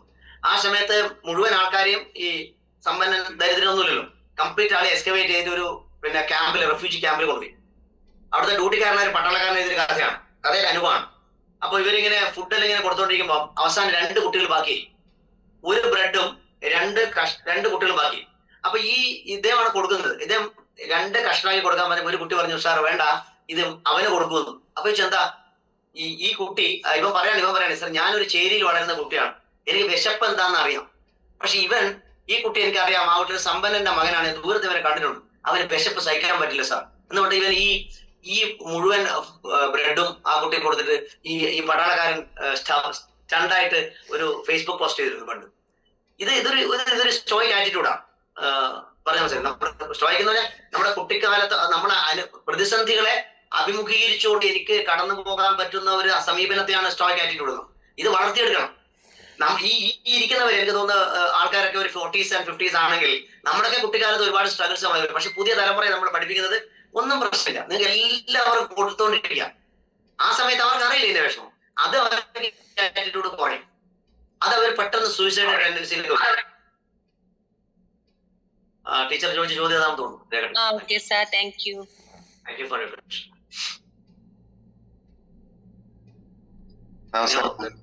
Yes please. ആരാണ് ചോദിക്കുന്നത്? സാർ, ഞാൻ രാജീവ്. രാജീവ് പ്ലീസ്. സാർ, ഈ ഉത്സവ പറമ്പില് പോകുമ്പോ ഈ ഓക്സിറ്റോസിൻ പമ്പ് ചെയ്യുന്നല്ലോ, അതിന്റെ ശാസ്ത്രീയത എന്താണ്? 100%. ഞാൻ അവിടെ ഉത്സവങ്ങളെ ഞാൻ പ്രൊമോട്ട് ചെയ്യുന്നു. ഉത്സവങ്ങൾ അത് ഇപ്പോ ഈ പാർട്ടി സമ്മേളനങ്ങളായാലും അല്ലെങ്കിൽ ഉത്സവങ്ങളായാലും സെയിം എഫക്റ്റ് ആണ്. ബ്രെയിനിന് ഇത് രണ്ടും അറിയില്ല. അപ്പൊ ഈ ബ്രെയിനില് ഓക്സിറ്റോസിൻ പമ്പ് ചെയ്യണമെങ്കിൽ കോമൺ ആയിട്ടുള്ള സന്തോഷം, ഉത്സവത്തിൽ പോകുമ്പോൾ ഒന്നിച്ചുള്ള പാട്ടുകള്, പ്രോഗ്രാംസ്, ഡാൻസസ്, ഇതൊക്കെ ചെയ്യുന്ന സമയത്ത് ഉണ്ടാവുന്ന ഒരു പ്രൊഡ്യൂസ് ചെയ്ത്, ഇത് നിങ്ങൾ പറയുന്നത് വേണ്ട, നിങ്ങൾ ബ്രെയിൻ പ്രൊഡ്യൂസ് ചെയ്യും. ഈ ഓക്സിറ്റോസിൻ പ്രൊഡ്യൂസ് ചെയ്യുന്ന സമയത്ത് എന്താ ഗുണം എന്ന് വെച്ചാൽ അത് ഒരു കമ്മ്യൂണിറ്റി ഹാപ്പിനെസ് ഹോർമോണാണ്. അപ്പൊ നിങ്ങൾക്ക് പൊതുവെ നല്ല സന്തോഷമായിരിക്കും. അതുകൊണ്ട് വീടിന്റെ അടുത്ത് 10 ദിവസം ഉത്സവമൊക്കെ വേണമെന്ന് ഞാൻ പറയണേ. ഇപ്പൊ തൃശ്ശൂർ പോലെ ബെസ്റ്റ് എക്സാമ്പിൾ. ഞാൻ പലതവണ അതിനെ കുറിച്ച് സ്റ്റഡി നടത്തിയിട്ടുണ്ട്. ഞാൻ പോയിട്ടുള്ള 1-2 തവണ പോയിട്ടുള്ളൂ. പക്ഷെ അതിന് റിപ്പോർട്ട്സ് വെച്ചിട്ട് ആ ഒരു പർട്ടിക്കുലർ കാലഘട്ടത്തിൽ തൃശ്ശൂർ പൂരത്ത് പോയവർക്ക് മനസ്സിലാവും. നിങ്ങൾ അവിടെ ഒരു ദിവസം എൻട്രി ചെയ്താൽ പിറ്റേ ദിവസം ഇറങ്ങാം. അത്രയും ആൾക്കാരുടെ വാദ്യങ്ങളൊക്കെ, അവിടെ ജാതി മതമൊന്നുമില്ലല്ലോ, എല്ലാവരും ഒന്നിച്ച് ഒരു എന്താ പറയാ, എന്ത് രസമാണെന്ന് അറിയാം. അവർ കുറച്ച് ദിവസങ്ങളൊക്കെ തുടർച്ചയായിട്ട് ഒരു നാട്ടിലൊരു ഉത്സവം നടന്ന കുറെ കാലത്തേക്ക് അതിന്റെ സന്തോഷം അവിടെയുണ്ട്. That's called hospitals. തീർച്ചയായിട്ടും നമുക്ക് ഒറ്റ വഴി ഉത്സവങ്ങളാണ്. അത് പൊതുവായിട്ട് വരുന്ന സന്തോഷം, വീടുകളിലെ സന്തോഷം. ഇപ്പൊ നമ്മളിത് തിരിച്ചു പോകുന്നത് ഇപ്പൊ കല്യാണങ്ങളൊക്കെ നടക്കുന്ന ഓഡിറ്റോറിയങ്ങളിലാണ്. ഏതൊക്കെ കാറ്ററിംഗ് യൂണിറ്റ് ചെയ്യുന്നതിന് പകരം നമ്മുടെ ഒരു കൂട്ടായ്മയിലൂടെ ചെയ്യുന്ന ഒരു സിസ്റ്റം ഉണ്ടായിരുന്നു പണ്ട്. അത് ഹൈലി പമ്പ് ചെയ്യുന്ന സംഭവമാണ് ഓക്സിറ്റോസ്. ഇപ്പൊ അതിൽ തിരിച്ചു പോയിക്കൊണ്ടിരിക്കുകയാണ് പതിവ് സംഭവം. ഓക്കെ, ആണ്ടിലൂടെ ഓക്കെ ഗുഡ്. പരമാവധി ഉത്സവങ്ങൾ കാണാൻ പോകുന്ന ഒരാളാണ് ഞാൻ. സാറേ, എന്റെയൊക്കെ ചെറുപ്പത്തിലെ കപ്പവാട്ടെന്ന് പറഞ്ഞ പരിപാടിയാണ് ഞങ്ങളുടെ മലയോരത്ത്. മലയോര മേഖലയില് ഭയങ്കര, ഇപ്പൊ സാറ് പറഞ്ഞപ്പോ അത് ഓർമ്മ വരിക. ഭയങ്കര എല്ലാവർക്കും കൂട്ടമായി കൂടി നിന്നുകൊണ്ട് കുടിക്കാനറിയാതെ ഭയങ്കര രസമുള്ള ഒരു പരിപാടിയാണ് അന്നത്തെ കല്യാണ കൂട്ടായ്മയൊക്കെ പോലെ തന്നെ ഒരു രസകരമായ സാറിന് അറിയാവുന്നറിയില്ല. ഞങ്ങളുടെ മലയോര മേഖലയിലുള്ള കപ്പവാട്ട് ഇപ്പൊ ഇതിനെ കുറിച്ച് മാത്രം ഒരു ഹാർവർഡ് യൂണിവേഴ്സിറ്റി സ്റ്റഡി ഉണ്ട്. ഈ കമ്മ്യൂണിറ്റി ഹാപ്പിനെസ് അത് നല്ല രസമുള്ള സംഭവം. ഇതൊക്കെ എവിടേക്കോ യൂണിവേഴ്സിറ്റി ചെയ്യുമ്പോഴേ നമ്മുടെ നാട്ടിൽ ഇതാരും അറിയുന്നില്ലെന്നോ. It's a great thing. നമുക്കൊരു കുട്ടിക്കാലത്തേക്ക് ഒന്ന് പോയി നോക്കിയാട്ടെ, എന്ത് രസമായിരിക്കും. ഒന്നിച്ച് സ്കൂളിൽ പോകുന്ന സമയം ഓർമ്മയുണ്ടെങ്കിൽ ഇപ്പൊ ഈ ബസ്സിൽ കയറി വരുന്ന ടീമല്ല, ഒന്നിച്ച് നടന്ന് കളിച്ച് അടിയൊക്കെ കൂടി പോകുന്ന ഒരു കാലഘട്ടമല്ലേ. അവരൊക്കെ ഈ നേരത്തെ ടീച്ചർ ചോദിച്ച ഈ സ്റ്റോയിക്, ഞാൻ അടുത്ത എപ്പിസോഡിൽ പറയാൻ ഉദ്ദേശിച്ചാണെങ്കിൽ ഇപ്പൊ പറയാം, സ്റ്റോയിക് ആറ്റിറ്റ്യൂഡ്, അതായത് ഈ സ്ട്രഗിൾ ചെയ്തിട്ട് പുറത്തേക്ക് വരുന്നത്. ഇതിന്റെ example I will tell sir one thing. തായ്ലൻഡിൽ നിങ്ങളൊക്കെ പത്രത്തിൽ വായിച്ചത് വന്ന് ടി വിയിൽ കണ്ട കാര്യമാണ്. ഞാൻ എവിടെ പറഞ്ഞിട്ടുണ്ട് ഒന്നുകൂടെ. അതായത് ഒരു 13 കുട്ടികളും ഒരു കോച്ചും ഒരു ഗുഹയിൽ കുടുങ്ങുകയും അവിടെ ഫ്ലഡ് വന്നിട്ട് ഇവരെ രക്ഷപ്പെടുത്തുന്നുണ്ട്. അപ്പൊ രസമൊന്നല്ല, ഇവര് പോയി കുടുങ്ങിയത് ആരും കണ്ടിട്ടില്ല, കാരണം ഇത് കാട്ടിനുള്ളില്ല. അപ്പൊ ഇവർ അവിടെ ഇരുന്നിട്ട് ആ സ്റ്റോയിക് ആറ്റിറ്റ്യൂഡ് കൂടുതലേ തായ്ലൻഡുകാർ, സ്പോർട്സ് പീപ്പിളാ. അപ്പൊ അവര് നമ്മളെന്തായാലും പുറത്തു കിടക്കും എന്ന് ഈ കോച്ചായ മനുഷ്യൻ പറഞ്ഞു നോക്കിയാൽ ഒരു സാധ്യതയിൽ ഞങ്ങൾക്കറിയാം. പക്ഷെ ഇവരുടെ ഈ വൈബ്രേഷൻ അത്രയും വലിയ തോട്ടാണല്ലോ. അത് ഏതോ ഒരു മനുഷ്യൻ കാണുകയും കുറച്ച് സൈക്കിൾ കാണുകയും അത് ലോകം മുഴുവൻ അറിയിച്ച് അവരെ തിരിച്ചെടുത്തൊരു കഥയുണ്ട്. കഥയെല്ലാം നടന്ന സമയം ലൈവായി കണ്ടാണ്. ഇതൊക്കെ ഈ സ്റ്റോയിക് ആറ്റിറ്റ്യൂഡാണ്. ചില സമൂഹത്തിൽ അതുണ്ട്. ജപ്പാൻ എപ്പോഴും സ്റ്റോയിക് ആറ്റിറ്റ്യൂഡ് വളർത്തും. അവർ പെട്ടെന്ന് ഭൂകമ്പൊക്കെ വരുന്നതുകൊണ്ട് കുട്ടികൾക്ക് ട്രെയിനിങ് കിട്ടിക്കൊണ്ട് അവിടെ നിന്ന് ഹോട്ടലിൽ പോയി താമസിക്കുമ്പോൾ നിങ്ങൾക്ക് ട്രെയിനിങ് ഉണ്ടാവും എങ്ങനെ പെട്ടെന്ന് എസ്കേപ്പ് ചെയ്യാം. നമ്മൾക്കിത് പെട്ടെന്ന് ഇപ്പൊ ഫ്ലഡ് ഒക്കെ എന്തായാലും വയനാട് റീസെന്റ് വയനാടായിരുന്നു ചുരമല. ഇപ്പൊ ഇവര് പ്രിപ്പറേഷൻ നമുക്കുണ്ട് എന്ത് സംഭവിക്കാന്നില്ല. അത് സ്റ്റോയിക് ആറ്റിറ്റ്യൂഡാണ്. Okay sir. പല ആൾക്കാരുടെ പ്രശ്നം സാറേ ഒരാൾ ചോദിച്ചിട്ടുണ്ട് STOIC സ്റ്റോയിക് ആറ്റിറ്റ്യൂഡ്. അതിനെ വിശദീകരിച്ച് അടുത്തതിൽ പറയാം. ക്വസ്റ്റ്യൻ ചോദിച്ചു. ഇമോഷണൽ ആയിട്ടുള്ള പാസ്റ്റ് എക്സ്പീരിയൻസ് ആണ് പല ആളുകളെയും ഹാപ്പിനെസ് കളയുന്നത്. അതുകൊണ്ട് ഡിലീറ്റ് ഇമോഷണൽ പാസ്റ്റ് എക്സ്പീരിയൻസ് അത് ഡിലീറ്റ് ചെയ്ത് കളയണം. അപ്പൊ തന്നെ നമുക്ക് ഹാപ്പിനെസ് വീണ്ടെടുക്കാൻ പറ്റും. അല്ല അതിനെന്താ കാര്യം സാർ, ഈ ഡിലീറ്റ് ഈസ് വളരെ ടഫാണ്. അപ്പൊ ഇതിന് ഏറ്റവും നല്ലതല്ലോ ഫ്രഷ് പുതിയത് വെച്ച് തന്നെ നേർക്കുക. അതായത് പുതിയ സന്തോഷങ്ങളുടെ ഗ്രൂപ്പ് വന്നുകൊണ്ടിരിക്കുമ്പോ ഈ സാധനം പോകും. ചില ആളുകൾക്ക് ഒരു 40 കൊല്ലം 50 കൊല്ലം മുമ്പത്തെ കാര്യം ഇപ്പൊ റീതിങ്ക് ചെയ്തിട്ട് പറയാം എനിക്ക് അന്ന് അങ്ങനെ ആയില്ലല്ലോ, എന്നെ അങ്ങനെ പറഞ്ഞല്ലോ. അതൊരു ഫാസ്റ്റ് എക്സ്പീരിയൻസ് ഉണ്ട്, ഇമോഷണൽ ആയിട്ടല്ലേ. അതിനെ എങ്ങനെ അവോയ്ഡ് ചെയ്താൽ കുറെ ഹാപ്പിനെസ് ഉണ്ടാവുമെന്നാണ് എനിക്ക് തോന്നുന്നത്. Happiness is A training material എന്നാ പറയുന്നത്. നിങ്ങൾക്ക് സ്കില്ല, അത് ഹാപ്പിനെസ് ഉണ്ടാകുന്ന ഒരു സ്കില്ല. നീന്തൽ പഠിക്കുന്ന പോലെ ഹാപ്പിനെസ് കൂട്ടാൻ പറ്റും. എന്തായാലും നമ്മുടെ ചർച്ച വളരെ ഗ്രേറ്റ് ആയിട്ടുണ്ട്. എല്ലാ ആളുകളും ആർക്കും ചോദ്യങ്ങളില്ല, നമുക്ക് അവസാനിപ്പിക്കും. കാരണം എല്ലാവർക്കും ഉറങ്ങേണ്ട സമയം. ബിക്കോസ് രാവിലെ 3:30 ഞങ്ങൾക്ക് എഴുതേണ്ടത്. ഓക്കെ, സോ ഞാനിപ്പോ ഇന്ന് 3:45 എഴുന്നേറ്റ ആളാണ്. ഞാൻ കൃത്യമായ പ്ലാനിങ്ങിലൂടെ ഇന്ന് വൈകുന്നേരം വരെ പോയ ആളാണ്. ഞാൻ ഇന്ന് എത്രയോ സെഷൻസ് ചെയ്തു. I did sessions to teachers. Still I am very happy. എന്റെ ഹാപ്പിനെസ് എവിടെയും പറഞ്ഞിട്ടില്ല. ഞാൻ എന്നിൽ തന്നെ അപ്ലൈ ചെയ്യുന്നുണ്ടോ. Still I'm excited even in the night night no problem. Okay, any questions or we can wind up? അപ്പൊ എല്ലാവരും ലെഷർ ആക്ടിവിറ്റീസിലേക്ക് പോവുക, ഹാപ്പിനെസ് കിട്ടാൻ വേണ്ടി. ഞായറാഴ്ച വീണ്ടും കാണാം. മൺഡേ സ്പെഷ്യൽ സെഷൻ ഉണ്ട്. താല്പര്യമുള്ളവർക്ക് നമ്പർ ആരും കൊടുത്തിരുന്നോ? I don't know about the chat. എന്തായാലും എല്ലാവരെയും നല്ലൊരു വൈകാരിക തലത്തിലേക്ക് കൊണ്ടുപോയി അതൊരു ഹാപ്പിനെസ്സിലേക്ക് എത്തിച്ച രമേശ് മാഷക്ക് എല്ലാവരുടെയും പേരിൽ ഹൃദ്യമായ നന്ദി അറിയിച്ചുകൊണ്ട് ഈ സെക്ഷൻ നമുക്കിവിടെ അവസാനിപ്പിക്കാം. Thank you.